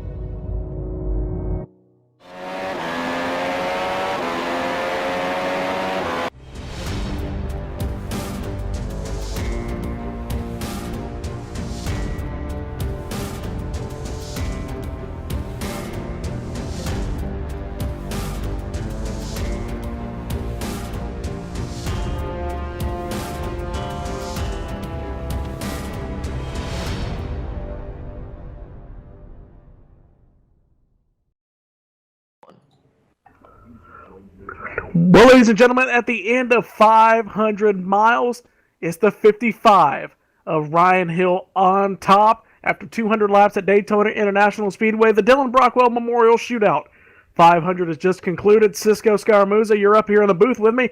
Let's go through the full field rundown. The 55 of Ryan Hill ends up getting the victory. The 26 of Alan Bowes finishes 3/100ths behind him. The 03 of Dylan Jones ends up hitting the wall, but finishes 4/10ths behind them. He's going to come home in third. Brendan Queen in fourth. Jacob Herbert's in that fifth spot. Buzz Moore is going to come home in 11th. Curtis Ayo in 7th. Austin Yarborough after connection issues, but he's going to come back to finish 8th.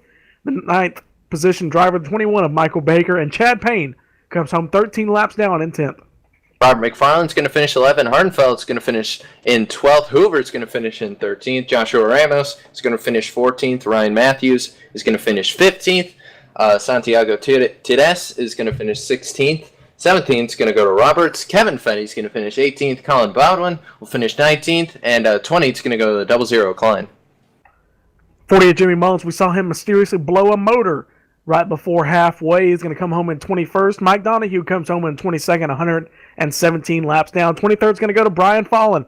Michael Wegscheider is going to come home in 24th. Alec Conklin is going to come home in 25th. Luis Salmosa is going to come Is going to come home in 26th. Stevie Menson, gosh, 500 miles and you get tongue-tied.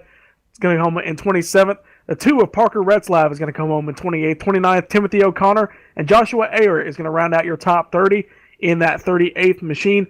The 19 of Curtis Young is the final car to take the green flag. He finishes 119 laps down, was involved in the first caution. The 75 of Daniel Folds and Cody Carlton did not take the green flag. Yeah, that's everyone. That was your full race rundown of the race. And Gabe is now caught up down in virtual Gatorade victory lane with the 55 of Ryan Hill.